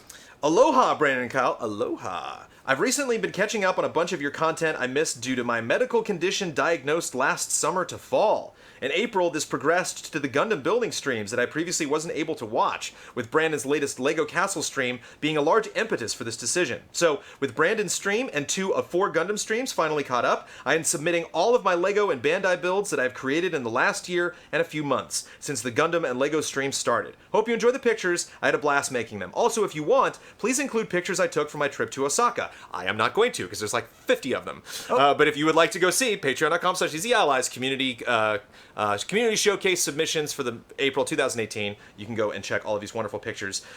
I was tempted because Osaka, Japan a few months ago, I visited Universal Studios Japan, so there are some pictures from the park as well, along with some unique park food we had. What a jolly time all around. Mahalo Nualoa, love and respect, Samo Rosman, aka Namzor on Twitter. I'm going to go through more of these pictures because there's a bunch of these. There were like 8 of these, so I'm like, okay, I'm not going to go through like 40 vacation pictures as well. But you went on that ride, the Cloud Sephiroth battle ride. You seen that? The video of that? Oh. I've not seen much of it, Jones. I think I saw a promo for it. And apparently he said the Harry Potter ride was longer, which... Than here? Yeah. Which, like, sounds cool. I don't believe it based on just Universal, how they're just like, and we'll copy paste that ride and put it here, and then copy paste it and put it here. Like aesthetically, there were some differences between the Florida ride and the Hollywood ride. They like added just a couple things, but like the ride itself wasn't longer because it's just like that's got to be a lot of work to add that stuff. So, now one of the coolest theme parks I've ever been to in my life was Disney Sea in Tokyo, and so. Japanese people getting all these cool theme parks. Disney Sea is the name of the Disney ride? Sea, SEA, yeah. Okay. You never heard me talk about this? No. Oh. What, you get on a boat? It is like it's kind of boat related. Like there's a big like marina area. But the coolest thing about this park, Kyle, is in that marina area is the Pacific. They have like a little like gate that opens up, and it's just the ocean because it's in Japan. It's right there, you know. And so it's like there's no other park in Disneyland history that can do that. That is for sure.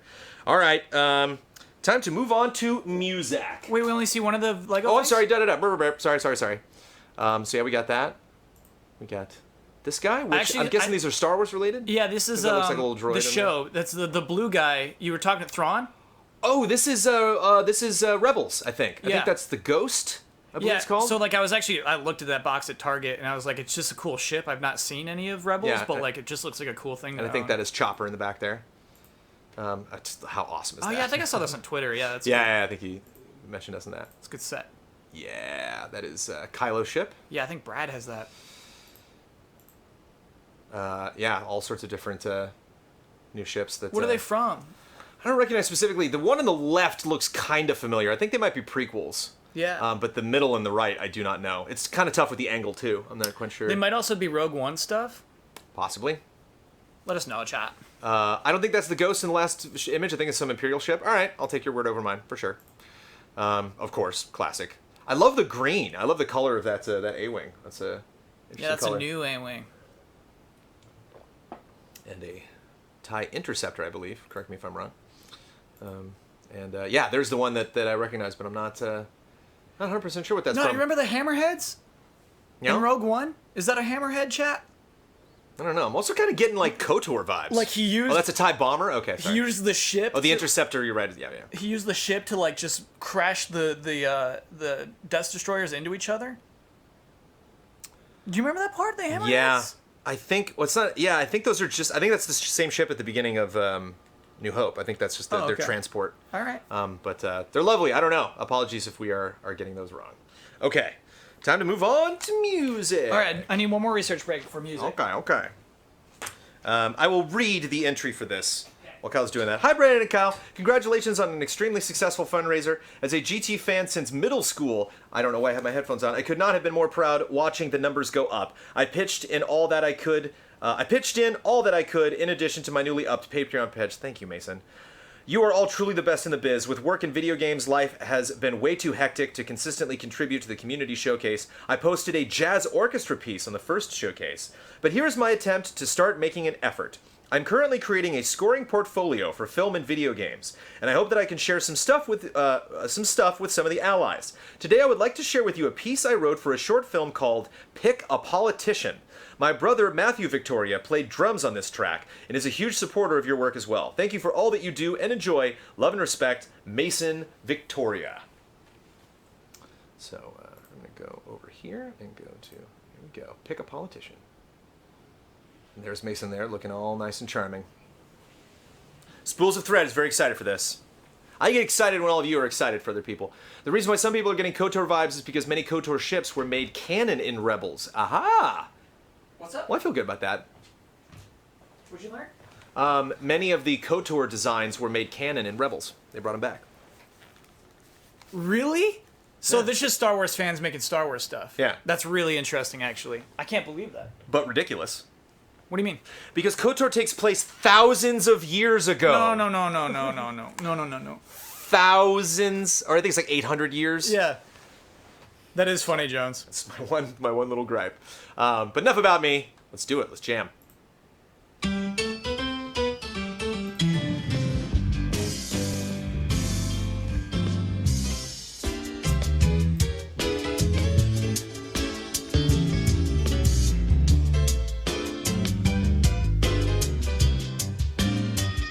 Oh, baby. That's what you were asking for, Jones. Yeah.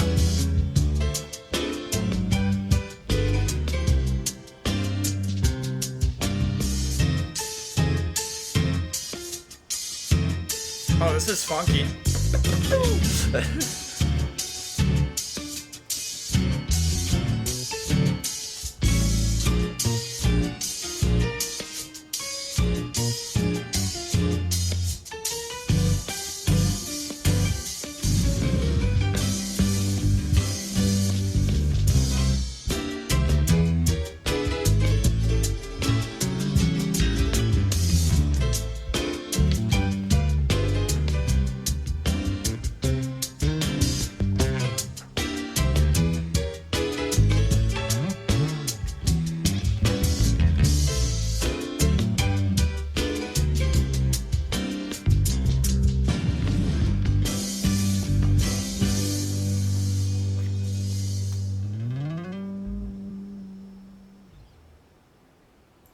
Super jolly. Love the slide at the So end. I missed a lead up to that. You didn't hear it when you No. were doing research? Congratulations, blah, blah, blah, No, blah. you can just, you can skip a bunch, but I would like to share with you a piece I wrote for a short film called Pick a Politician. My brother Matthew Victoria played drums on this track and is a huge supporter of your work as well. sick. So that was for a short film. Kevin Gillette. I love this. I love this so much. I love them all, but this That was one... for a short film? Yeah. And the short film was called Pick a Politician? Yes. Huh. This one is super fun. Okay. Bonjour, Brandon et Kyle. I've got some music for you, link below, but let me first say a few words on your Better Stuff Before E3 stream. It was an absolute joy to witness your collective disbelief at the generosity of this most beautiful of communities. I'm glad I could be a part of this smashing success despite my limited financial resources. On a more selfish note, I got particularly giddy with excitement when, during the home stretch to 30K, my second modest donation landed and Brandon Jones actually mentioned my name. Nivik Telig. Nivik Telig. There you go. Nivik Telig. Well, I've said your real name and your tag as well. Just before Ed's Destroyer delivered the final blow. God, remember Ed's Destroyer? 2K. Two different things of 1,000 each. Oh, yeah. And Ed's Destroyer was like, Yes. Ed's Destroyer just coming in. I'll see you at the next fundraiser. Goodbye. Yeah. You know, like, thanks, Ed Destroyer. Thank you, Ed. Coming in like Christmas. Being in France, I don't really get to interact with a lot of the streams, especially group streams, and I never really bothered to, apart from the beginning of my patronage during E3 2017.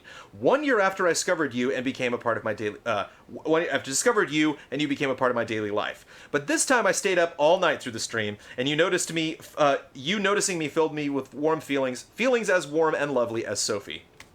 So much happiness. I will try to be less of a lurker in the future if the time difference is not too rough, or I alternatively find a way to reduce the width of the Atlantic Ocean and bring you closer to Europe. Maybe put that up as the ultimate Patreon goal, bringing the continents back together to minimize time differences. Just an idea. Pangea, anyway, baby. Pangea. I couldn't think of it, but yeah, good job, Kyle. Anyway, cut to the song. During Tabletop Escapades Season 2, Episode 3, at 27 minutes and 28 seconds, just before a fight, Huber started to uncontrollably, is Huberly not a word yet, sing a sort of RPG battle theme intro. So here you go. He actually So this is for included the link, too. context. We listen to this for first. context. Okay, that's cool. Whatever you find in there, just know I'm deeply sorry. And he runs down the tunnel. What a weird guy. Yes, truly. In the very, very, very dim light, 30 feet down the tunnel, you see a pair of glowing yellow eyes. Can I have all of you roll initiative? Ooh, battle time. Can it see us? It can't see you, yeah. We're invisible. Oh, no, it's... Sorry, I forgot. That's on me. No, I don't believe this thing Like can see season 2, invisibility. dude, stepping it up. All right. Context. Poor Ben. No, we're invisible, bud. Can you imagine being a DM? All right, I'm setting up this cool battle. Now we're invisible. I heard this, and my music-making mind could not help but run with it. Cool. I paused the episode and started working on this. It turned out a bit more medley-esque than I anticipated, but here it is. I give you Tabletop Escapades Battle Theme, containing an order of appearance, the aforementioned Huber intro, the Tabletop Escapades theme, the Love and Respect theme, the Allies Assemble Brandon Plays Pokemon theme, the Easy Allies theme, and the Love and Respect theme once more. It loops, video game music style, so you can cut it off after 1 minute and 40 seconds. Thanks for listening. Keep doing amazing stuff. Looking forward to Box Peak and E3. Let's give Take it 2 away. loops.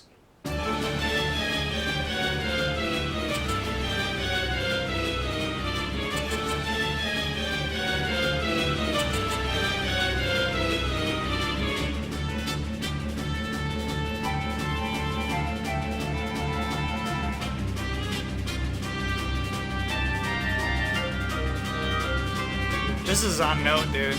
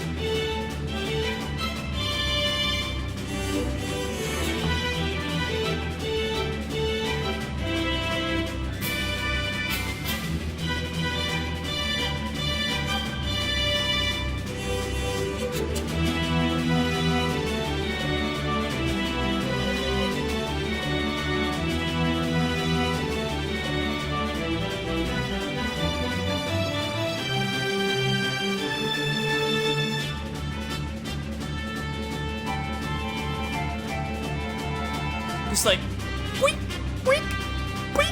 Yeah. Yeah. Oh, it works really well.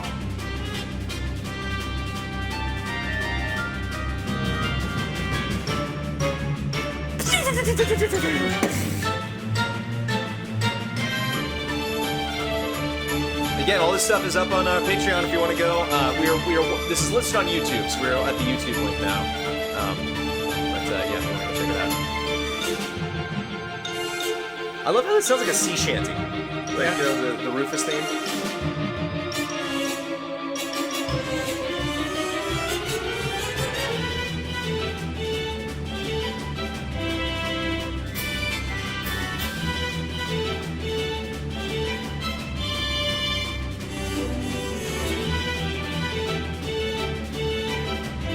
It's linked in chat if you want to check it out.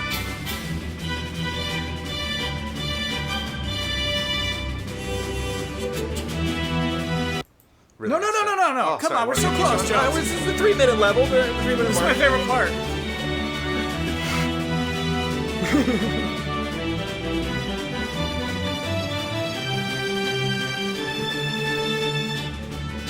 Okay, Okay, good. now All we're right.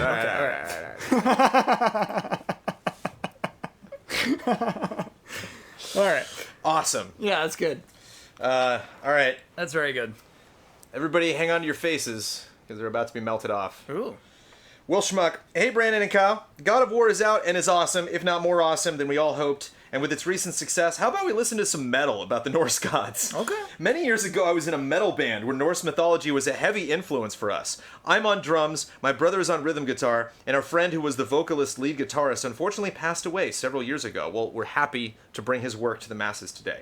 He was a big gamer and loved music, so I always like sharing our music whenever I can. I know y'all aren't exactly the biggest metalheads of all the allies, but I figured this would be the most appropriate time to share it with everyone, and I hope it isn't too painful an experience. It should be painful. That is how this should be done. All right, everybody, get ready.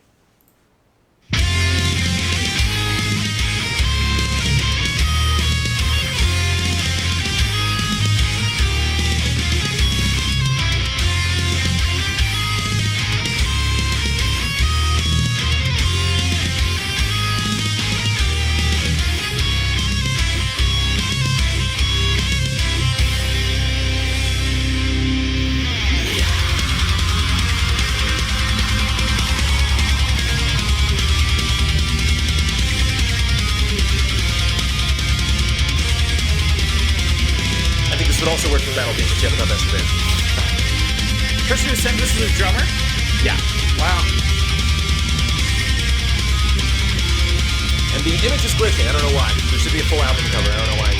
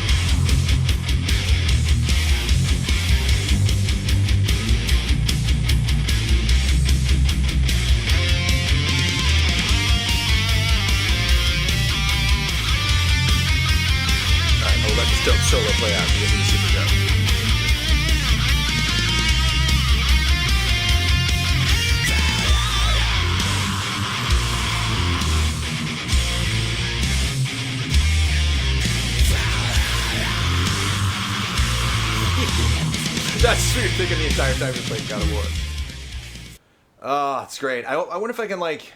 Let me stop it. I wonder if I can, like, click and click it again. Yeah, I don't know why the Check image to see is that there's clicking not out there. something above it, maybe? Nothing's... Oh, wait. Yeah, what is that? Web presenter.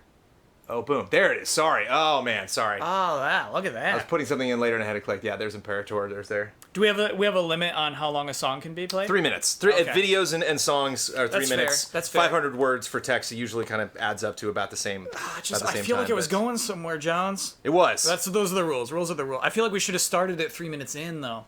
It's tough.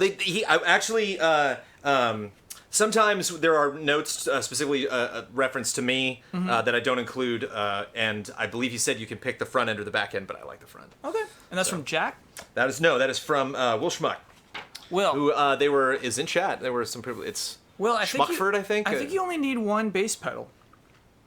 Okay. You can stop at one. You can do great things with one bass pedal. I have so much respect for people that can do that, dude. Schmuckford, yeah, there he is. Yeah. Oh, Yeah, that was fun. fantastic. That was actually really cool. really great. Thank you Yeah. for submitting that. Yeah. Yeah, it's never a bad time to submit some more of that face melting metal. Okay, so I slipped that into the video section, but now we are just moving on. So that was music, and now we have a bunch of video submissions for the last category. You've been a trooper. You've been around for 2 hours and 40 minutes. Was that only 2 songs? That was 3 songs. Which one? Oh, yeah, the battle theme. Yeah. Okay, cool. Yeah, that was sick. Yeah. Cool. Okay, put this inside another way. Yeah, I wonder if chat was the band Schmuckford. Was your band popular? You know what I mean? It's hard for me to imagine like that going unnoticed. That's music, bro. It's hard. You're right. Yeah, It's a very, very, very hard industry. Like being in LA, like there's a lot of stuff. K-Rock has, like a locals only. They do locals only shows, and they have shows where they just play like local music, and it's all amazing. Like every time they play stuff, you're just like, why the hell? Or like, I love when like American Idol's one thing if you're just like a singer, but like there are like talent shows and talent competitions where bands will come on, and it's just like they might get a chance to finally get their album made, and like they're all incredible. Like it's not like to get qualified for a show like that. Yeah, that's really tough. So happy to at least do our part. And let everybody check that out that is here. We didn't get to play many shows, but the ones we did play, they liked us a lot. That's Just couldn't awesome. travel outside our local area. Yeah, Right. man. Bummer. That's really cool. That was awesome.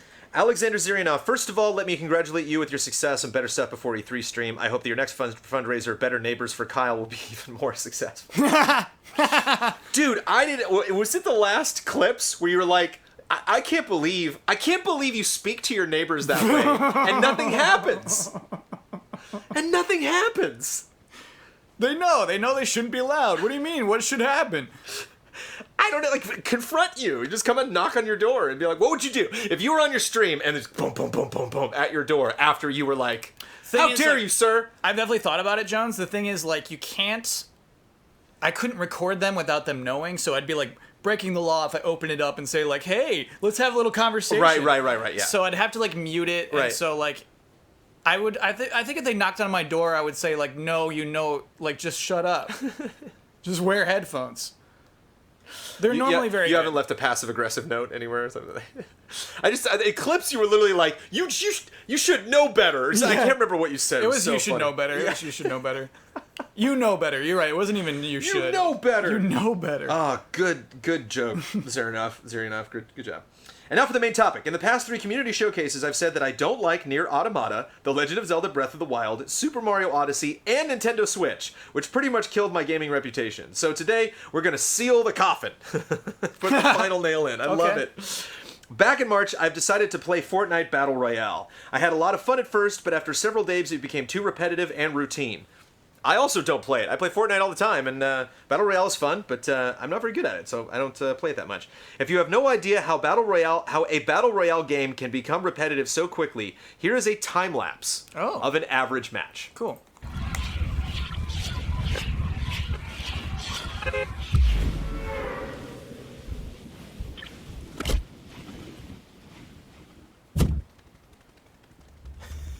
The feet, I love so much. You're not breaking enough stuff. Okay, all right, okay.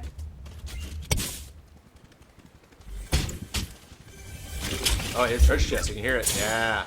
This looks fun so far. Well, it'd be fun if it was at this pace. You got to be breaking more stuff. Like, if you were playing the game, you would still be in the van right now. Yeah. Astreus, thank you for the resub. Just love it.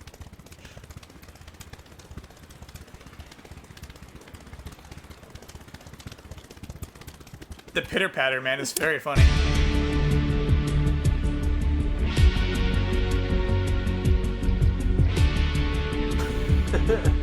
Well, there are different strategies. This is one of them, I guess.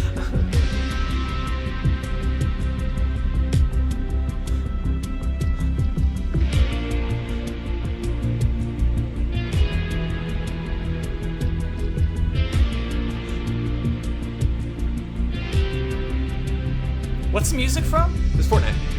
Yeah?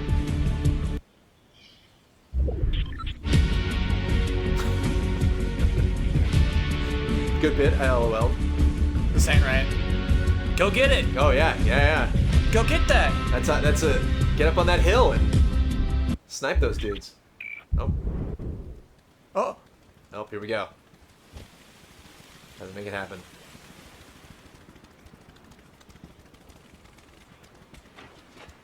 Nah, dude. Okay.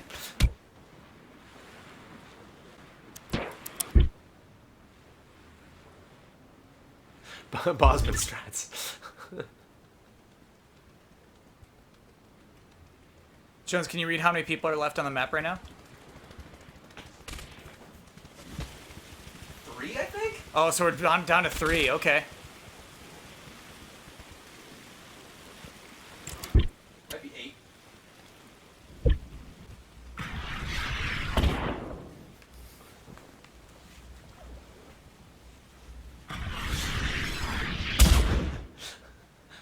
Oh, they see you. Go find a new bush.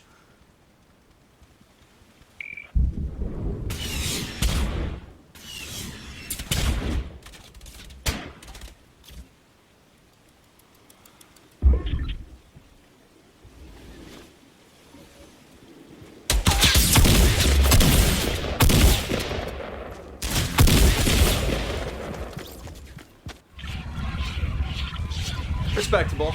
So yeah, there you go. There's your average match. No. I'm gonna say big no on that one. I think Because the hide and seek I think you're strat. trying not to like that game. Yeah, Right. the game's about killing people and building stuff. Like, there's Also nothing that says you gotta like Battle Royale. I mean, it's like, to me, that early stuff might look really boring. It's like, I'm running this bar and doing Yeah. this other thing. My heart is pounding the whole time I'm doing that because it's like, I could be in somebody's crosshairs right now. I don't know. Yeah. And every time you like go into a bar and it's like, I don't know. Even like throwing the parachute and seeing somebody right next to you and being like, let's both like go for that building. I'm just not great at those games, which is why I don't play them. But Nah, I get some kills next time. Go for the kills. go get those kills. Get it, Huber. Gotta do anything to be number 1. Do you have to sub to somebody to get that number 1, or is that like can anybody do that? Oh, I don't know. Yeah. That's cool. Jack Price. Greetings, allies. First off, I would like to congratulate you on the successful fundraiser. It's heartwarming to see the level of support that you receive, all of which has been rightly earned. I'm sure you're sick of hearing this, but you guys are truly the best in the biz, and your jolly vibes provide a refreshing outlook on the industry where so many are overly cynical. Thank you, Jack. Looking forward to spending E3 with you guys in your sure-to-be slick new setup. Strap in, buckle up, and bring the hype. Anyway, on to my submission. Normally, I like to give my take on something that I've been playing this month, but I've only had the chance to play Far Cry 5. Nothing to say about that, apparently. Whilst I think it's a very good game, there's not much to say other than that, so instead I started to approach this month differently. Growing up, I always enjoyed editing videos, and whilst I don't have much spare time to invest into it these days, sometimes I goof around and create small little clips of games. Usually, I post these to Facebook just for fun, but I figured it'd be fun to post one here for this month's showcase. The following video is just a small compilation of me messing around in Dead Rising set to the iconic mall music of the game. I tried my best to sync most of the actions on screen to the music to help emulate a trailer-like vibe, but in the end, this was just a small project that I worked on for fun. Hopefully you guys enjoy it. P.S. Apologies in advance for the blurry image quality. YouTube seems to have messed it up during the upload. Love and respect, Jack Price. Dang.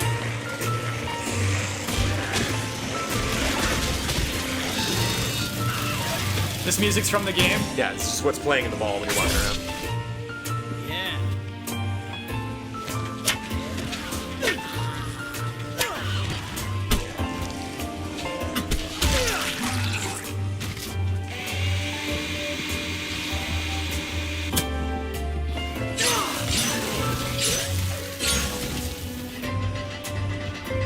Whoa.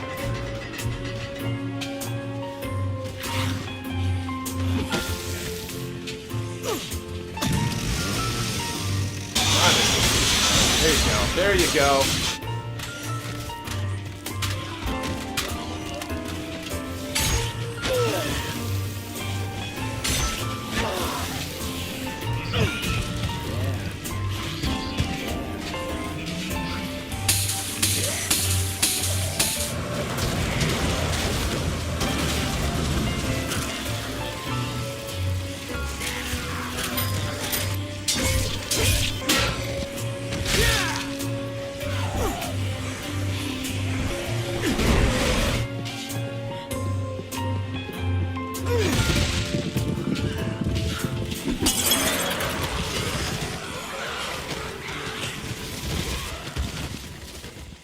Nice. That was a nice little piece.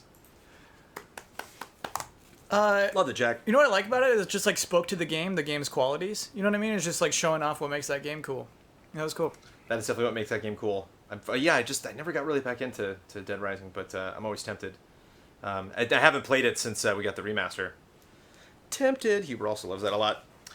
Jai Aldiar. Hi, allies. Since some of you were disappointed at not making it out to PAX East, I made a little tour of some things I saw at the show for you. Cool. Unfortunately, my footage suffered from a horrible exporting accident, so apologies for the quality. I've learned some things from this experience. Nice. Just like we do every day. We botched the opening of the showcase, so don't worry about it.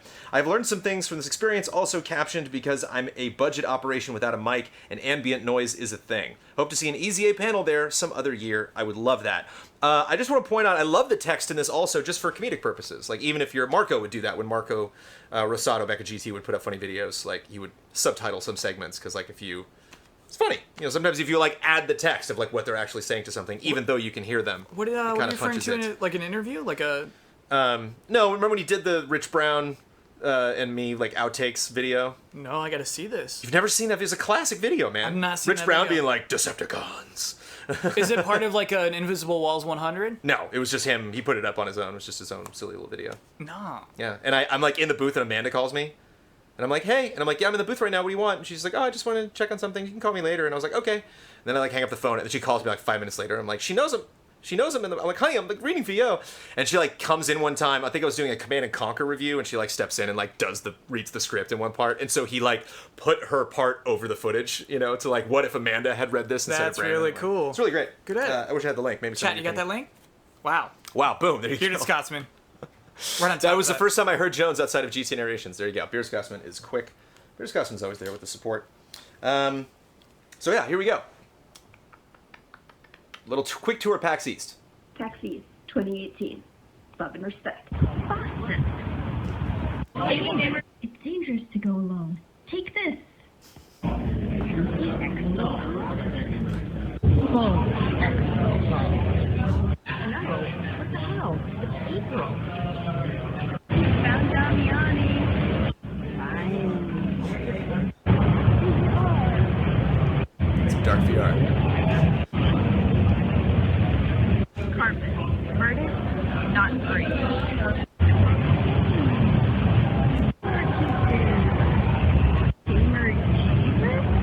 You gotta wonder what was going on there. So, that was my PAX.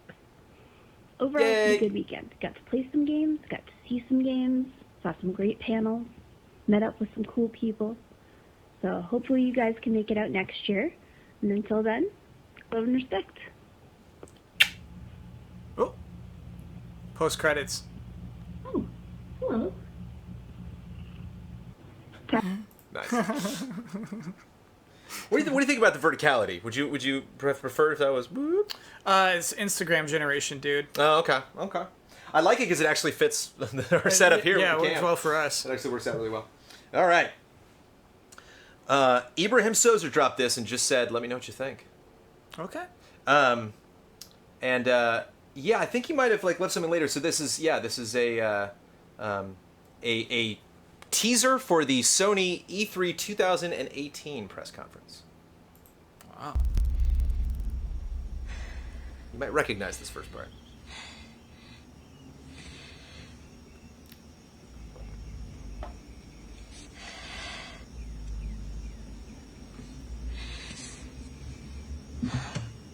By the way, I would love snow in April. I was thinking that part's awesome. Yeah, we get the opposite out here on the West Coast. We get, like, not snow in, like, December.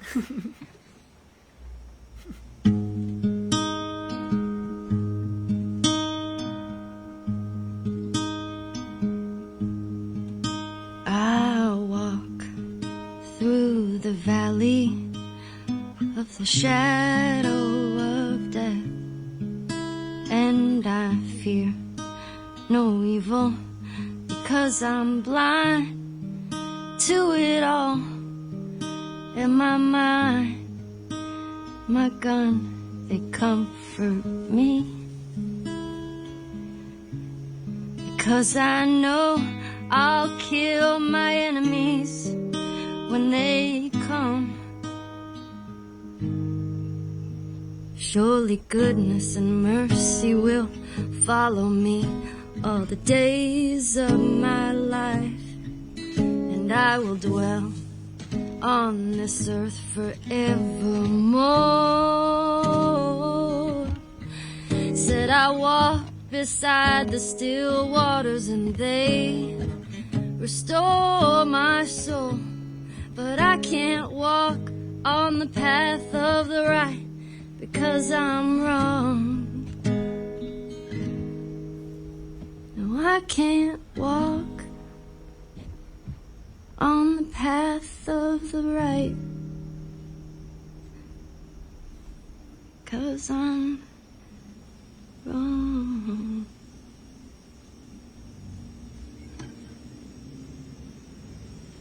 What are you doing, kiddo? You really gonna go through with this?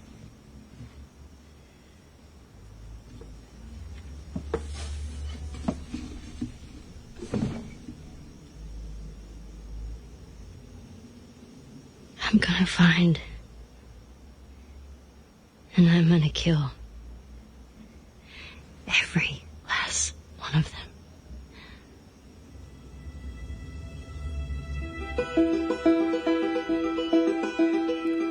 E3 hype. Yeah, I'm getting. It's coming, baby. We're a month away.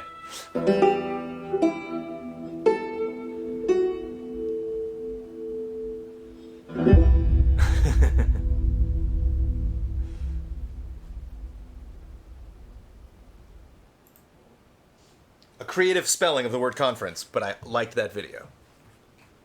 Was it the wrong There spelling was no of N in there, conference? but it's fine. Jones. I'm just creatively pointing these things out. Yeah, you you know, gotta like creatively- yeah, you gotta give verticality versus the side. I want to talk about you gotta these give things. feedback.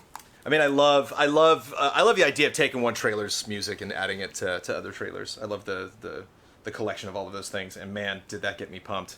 Man, Last of Us Part 2 is not a game I think about that often because I'm just like, all right, we'll get it when they're ready. You know, it'll happen. It feels so far off to me. Yeah. But even just like her flexing her hand, is like, I'm feeling it.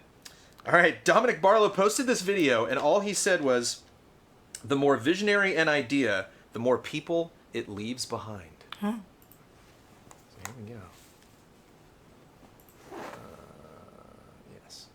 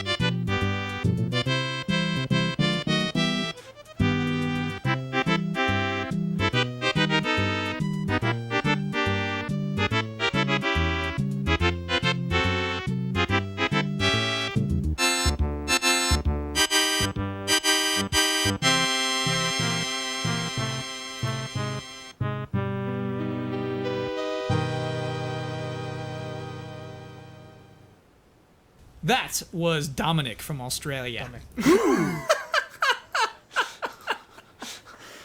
I gotta say, that's my kind of video. That's my kind of video, man. Dominic has made some really, really great submissions to the showcase.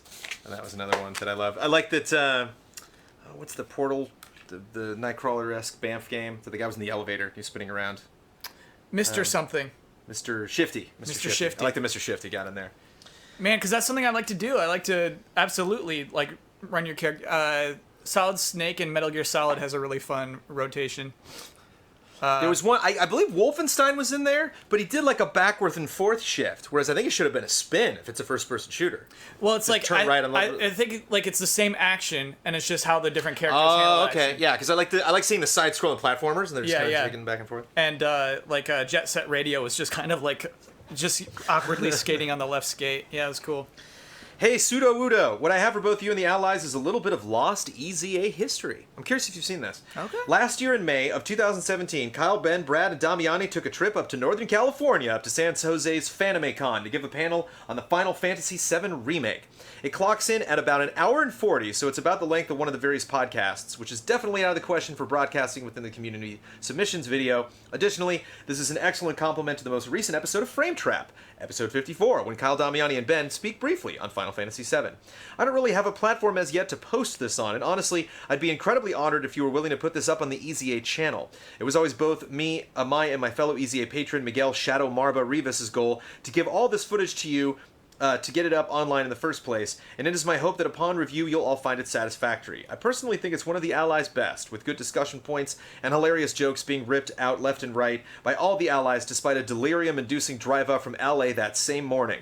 The rest of the comment was far too long. He goes on and on and on and on and on to talk about various details about this, so you can get more of that comment, and you can see this video in its entirety if you would like, but here's the beginning of their panel. And my suggestion would be, get this puppy up on YouTube and tweet it at us. We'll definitely retweet this so people can check this out. I don't know if we're going to put this up on our own channel.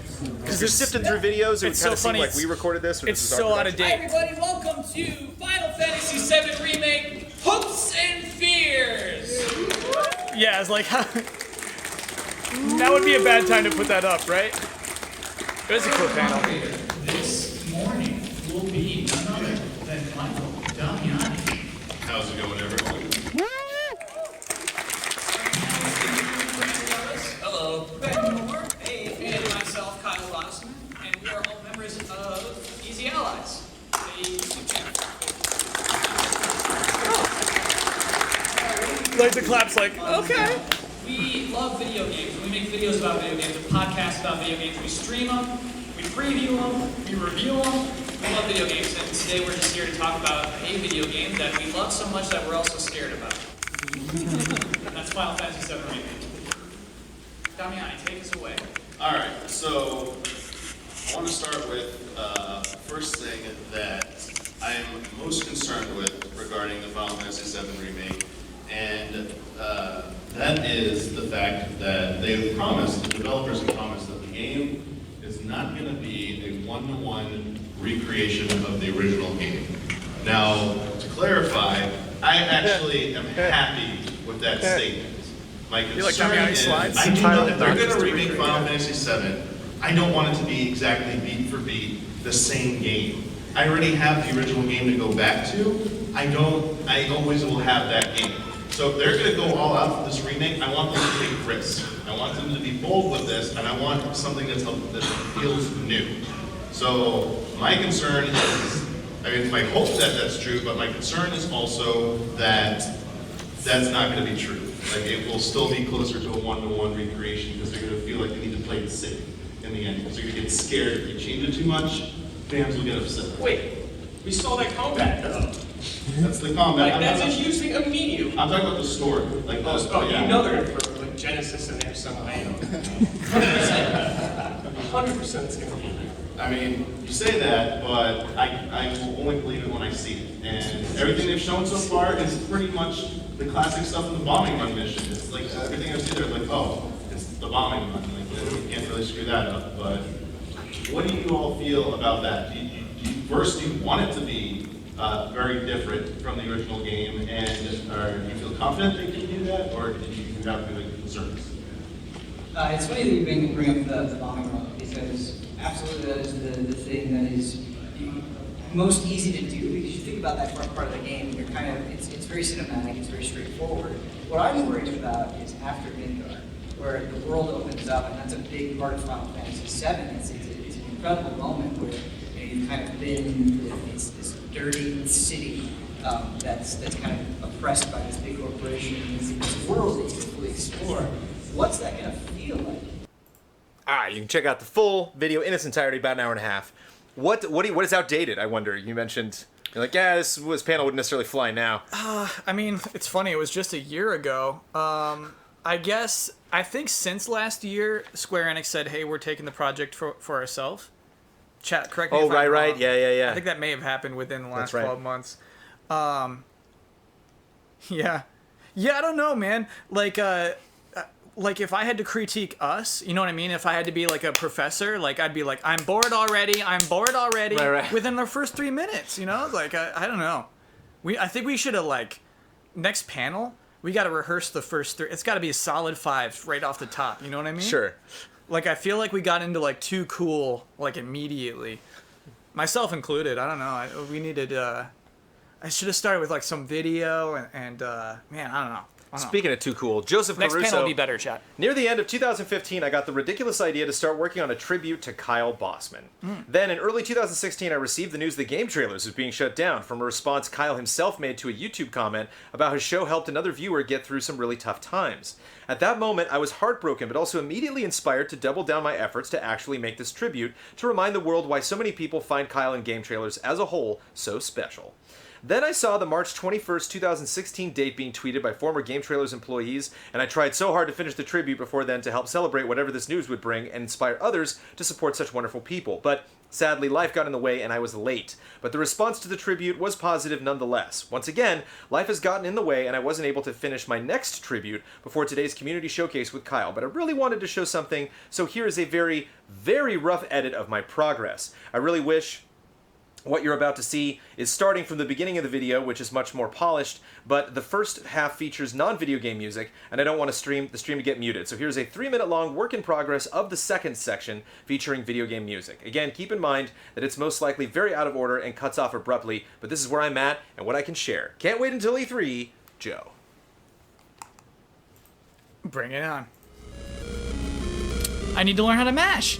I need to learn how to, that's too sloppy, you know? I just gotta get good. I gotta do reps during the week, I guess. Let's do our Jurassic Park music. I need it. I need that Jurassic Park music. We are training in super gravity. And then we're gonna get serious. Here we go. Alright, hoodies off. Does this count? Are we training right now? Learn how to handle it, Kyle. This is your training. Mash, mash. Oh, come on! I gotta have the thumbs of Thor. Ooh, it's possible. It's possible. I have had many conversations with Kyle Bossman about how unhealthy he is. Heavy performance requires good night's sleep, breakfast, exercise, calm state of mind. Since I'm fresh out of all those things, that means more Red Bull. Get him a do! Get him some Taco Bell! I've turned 30 before. You'll never be able to sleep. It's terrifying. I cannot offer any solace to you. This is it. He's just a kid, from what we can tell. A 30-year-old kid. He has no natural talents. Each week he grows weaker and weaker. Despite moments of brilliance, he seems to be becoming worse at Tetris. How about his improvised bits? Those are becoming even worse. Sometimes he does bits where he assigns a funny voice to the people who are watching right now. I don't understand where he's going with that. All the pieces you don't want. L, S, T, and of course, Bugs. That's the level of humor of, like, honest trailers. And I pull this off, not with boxes. Not with boxes, not with S's. The game makes me angry. Because I think it's doing this stuff on purpose. Obviously, I know that's not true. Obviously, I know it's just some dumb algorithm. But really, getting good at this game is about conquering my own superstitions and fury. Earlier this week, my mom was at some sort of convention, and one of the speakers was none other than Steve Wozniak. She sent me some text messages about Steve Wozniak. He's a really true cool geek, full of personality, humbleness, and desire for others to learn and to make things. My own mother. Can you believe that? That's what we're working against here. He's just a good guy. Oh well, training's over. Let's play some Tetris. War ready! War ready! Nice. I love it. Yeah. Oh, there was not a lot that was rough about that. I really enjoyed that. Quackthais, that music is great for a montage. Yeah. Man. Ooh, that Jurassic Park music. This is great cuts too. I'm speechless with this one from David Cleland. Hello,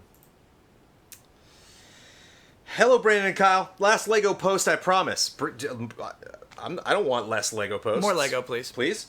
I just wanted to make a quick animation since a lot of the allies were calling out for something to be done with the set. Turns out it is really fun to animate in the style of the Lego movie. Also, I just wanted to thank you for doing the Lego stream at a time I was able to watch. It was great to be involved in chat, and it's probably one of the most surreal experiences I've ever had. Also, thanks for the Souls retro. I'd platinumed Bloodborne, but had no idea at what was going on in that game until I watched that video. Cool. Love and respect, David Cleland. P.S. Because Kyle is on the couch, I just had to include that line from the build at the end. And I put a loop on this video because I want to watch this. It's only 22 seconds long. I want to watch this like 5 times. This is amazing.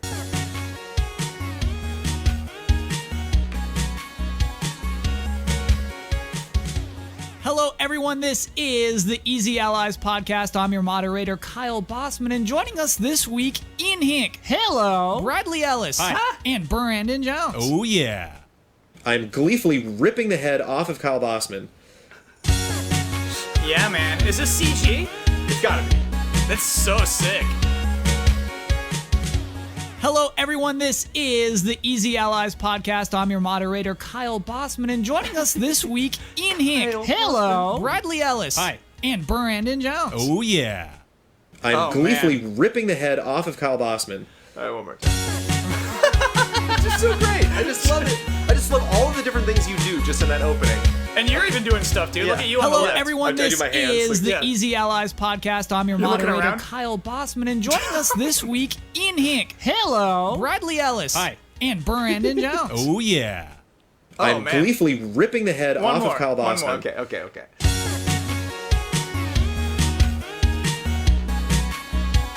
I'd watch a whole damn podcast of this, man. I mean, I know it's impossible. Hello, but, like, everyone. This is the Easy Allies podcast. I'm your moderator, Kyle Bossman, and joining us this week in Hink. Hello. Bradley Ellis. Hi. And Brandon Jones. Oh, yeah.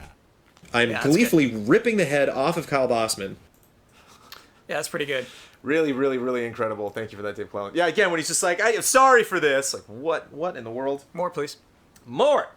Small Leviathan. Hello, allies. 2 more, baby. Cool. April 20th marked the most important event of the year.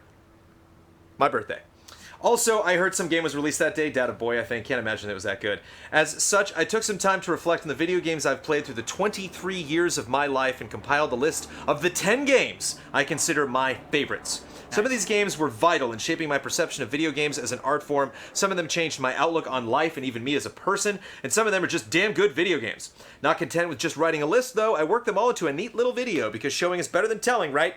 I tested the video extensively, and it doesn't set off any copyright claims, so I can only assume it's safe to play on stream. But a text version of the list can be found in the video description if you want to read it out instead. Though I'm not going to lie, I'll be a bit upset if you do. I worked hard on that video. Love and respect, Small Leviathan.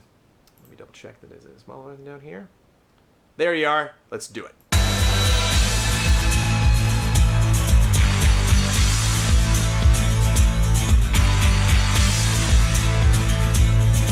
Good throne. Looks busy. I like it.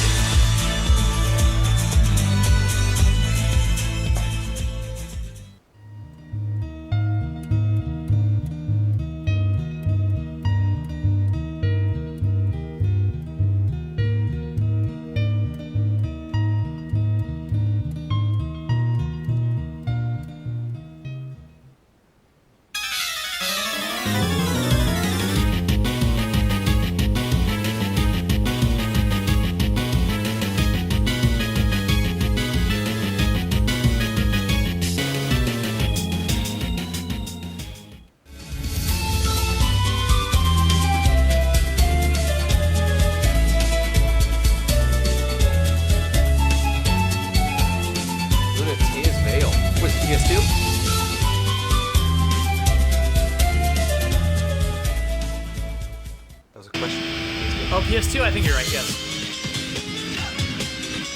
Right on.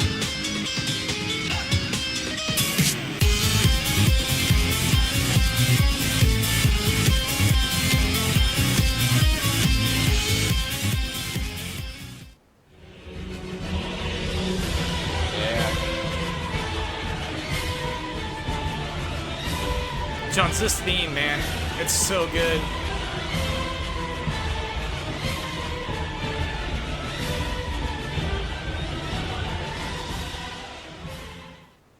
You never see it come back. You see that my mind is to vaporize. You're done there. But the time is hit you, you're not surprised. Yeah. Nice. That's some pretty music. The eyes of a 23-year-old.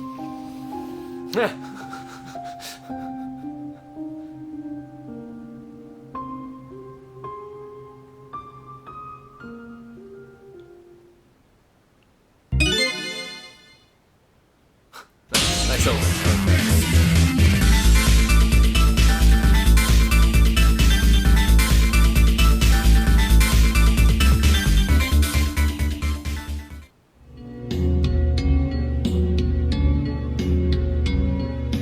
Jones, I cannot recognize this game that's number 1. Yeah, I don't know either.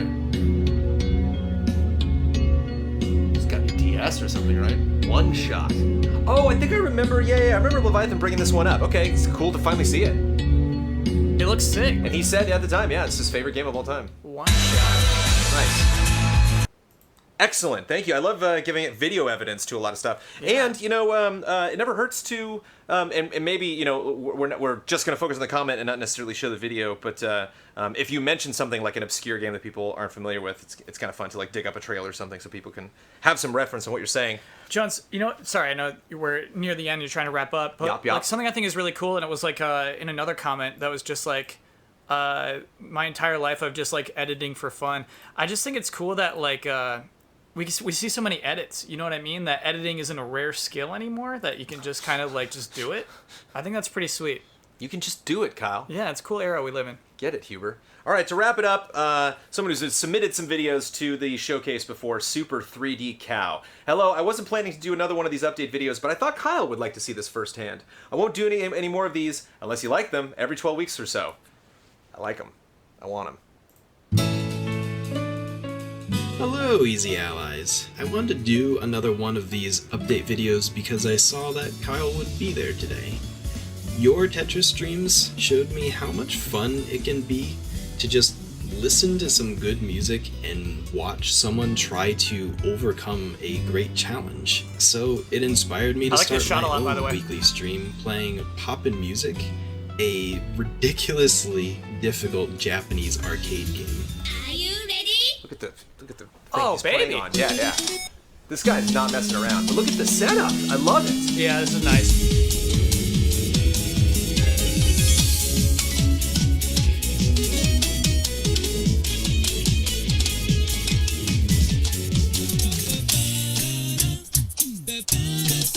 I do like this music.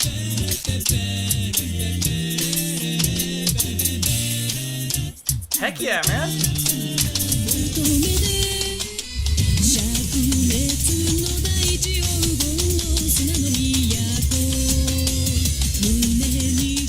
Since you always had a weekly goal high score that you would try to beat, I created various goals of my own. One of them is that I would choose a couple really good songs that are just too difficult and play them once a week until I do beat them.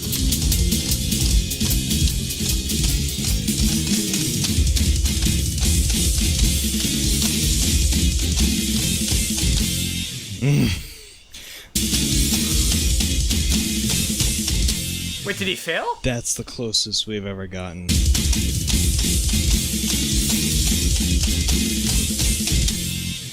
Oh, come on. You're doing so good, The main goal is to beat a song called Concertaire. It's not the hardest song, but it's the first I ever saw of this game from an internet video before YouTube even existed.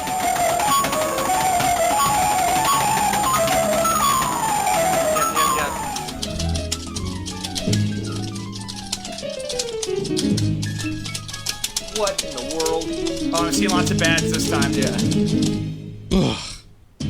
And I always end the stream with one of 3 finale songs, similar to you launching the Baran.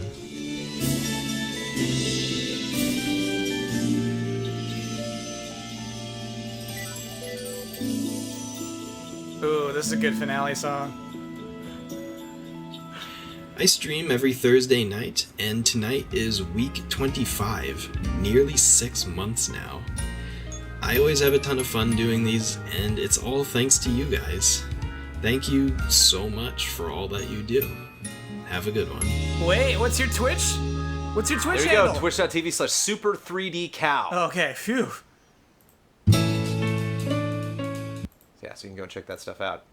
I mean, that I'm sold on the stream, right? That was a good. I know. That was I a know. good promo. Really good mortis, really good setup. And, Yeah. and I think one of the things that's fascinating about that is, you are playing arguably one of the most popular video games that has ever been created. And then here's this game where it's like, what? And I love that you can see, him going, but you also have the flipped up camera at the bottom so you can see his hands. Yeah. And I think it's like inverted, and I think that works really well with like assigning next to the notes and seeing all that. Because you can see the buttons light up as you see all the notes go. Even just that stuff being in sync, I think, is like more than we can pull off sometimes. So I love that. Go check out Super 3D Cow if you get a chance. Yeah, And how'd you make that so in sync? Really? Because that's like. how did you get that? I mean, It's that's. really I hard to guess make you your just go to gameplay Amazon so and get the in whole sync. thing. I guess Yeah. it all comes in a big package. Dang. But I love that. took some That's work, inspiring to me. Going out and picking up a random game, getting good at it, introducing it. So there's just so many. There's so many things to enjoy about a stream like that. Yeah. So I love that, and we would love updates, man. If you want to just every 12 weeks you can give us an update on how you're doing. We would love to have it. Hopefully Kyle is around the next time. It we wasn't get an clear to me update. what the ultimate goal is. Oh, is the ultimate goal to do that one from the to nail that song? I think that yeah, one yeah. in that video from Because it says before ultimate YouTube? goal, and it's like, does that mean of the game itself Yeah. or the streams? Yeah, Cool. That might be it.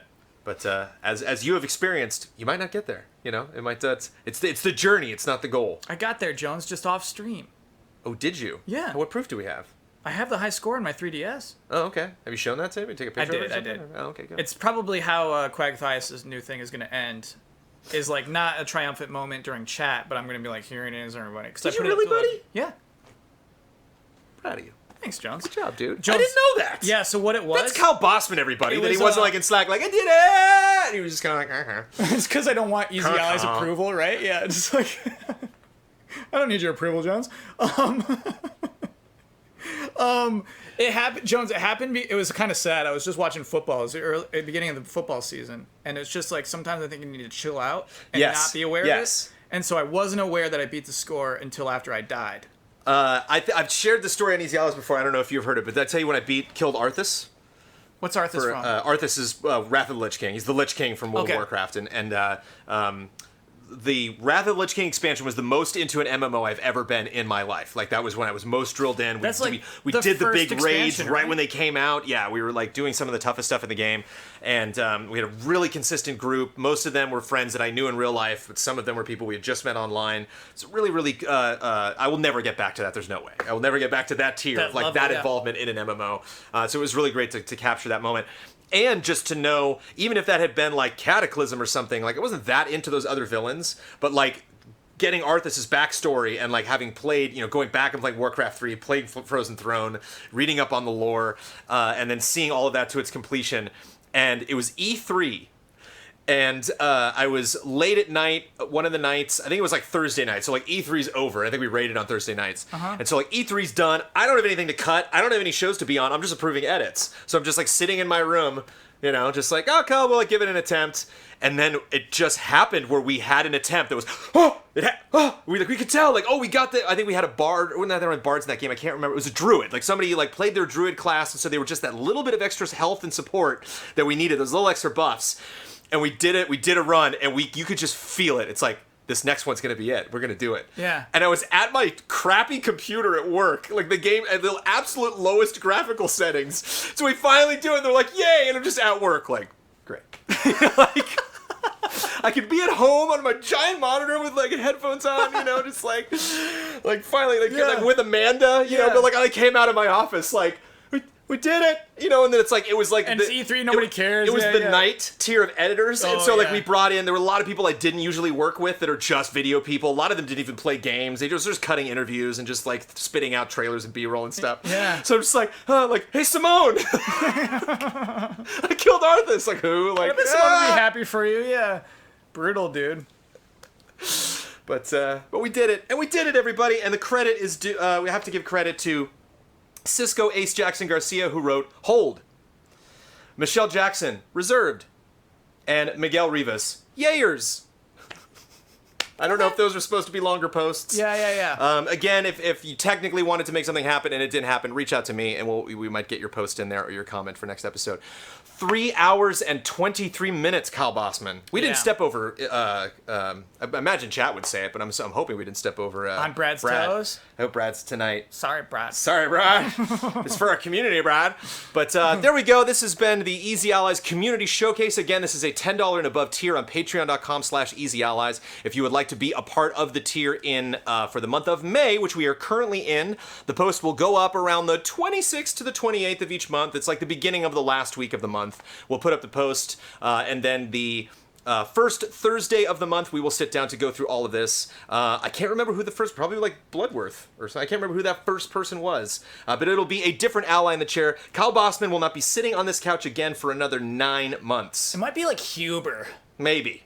We'll see. Yeah. We'll see. And we might shake up the format. Actually, I wish I could tell you now. I should have those names. But when I make the post, I will let you know which ally will be on the couch. So, like you saw today, if people want to direct some stuff specifically at Kyle, you can. And again, $10 and above. So all you got to do is do that sometime in May if you want to be involved in that. I'm assuming we're going to have a lot of E3 predictions, a lot of E3 love, and excitement and anticipation building up for that show. Do you ever talk about your favorites? My favorite what? My favorite's like... Well, over the last 3 hours, like your favorite submissions, or is it not cool to like pick favorites over others? I don't want to pick favorites. Okay. I'm also exhausted. Sure, okay.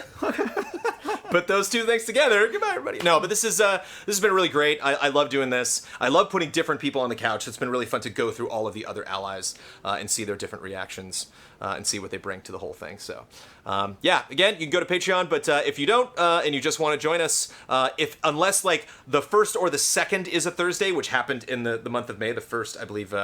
Oh no, I'm sorry. The first May 1st was a Tuesday. But if like the first day of the month is a Thursday, it'll likely be the week after that, just to give people a little extra time to get their submissions together, because we feel there is a bit of franticness on Patreon. People are like, I'm not ready, and they want to get their posts ready for the showcase. So you have the month of May to get the next posts ready, and a hearty thank you to everybody that submitted such amazing stuff. Can I ask something while we're talking to our creative audience? Of course. I just last night put up the post for and for that reason submissions. We need video submissions no longer than 2 minutes of people pitching their video games to us. So check out patreon.com/easyallies for that post, which is super recent. I got a lot of rules and like material release form that you have to read before you can submit or anything like that. And so that's all important in that post. But yeah, we need submissions so that can be a good show. And coming up is Mr. Brad Ellis playing Final Fantasy VII, and then tonight at 10 p.m. Pacific time, I will sit down and play the Swords of Ditto with my lovely wife Amanda. If you couldn't get enough of her, you can join us later tonight. Way So cool. hopefully we didn't step on Brad's toes. Thank you so much, everybody. Love and respect. We'll see you at the next showcase. Awesome work, everyone.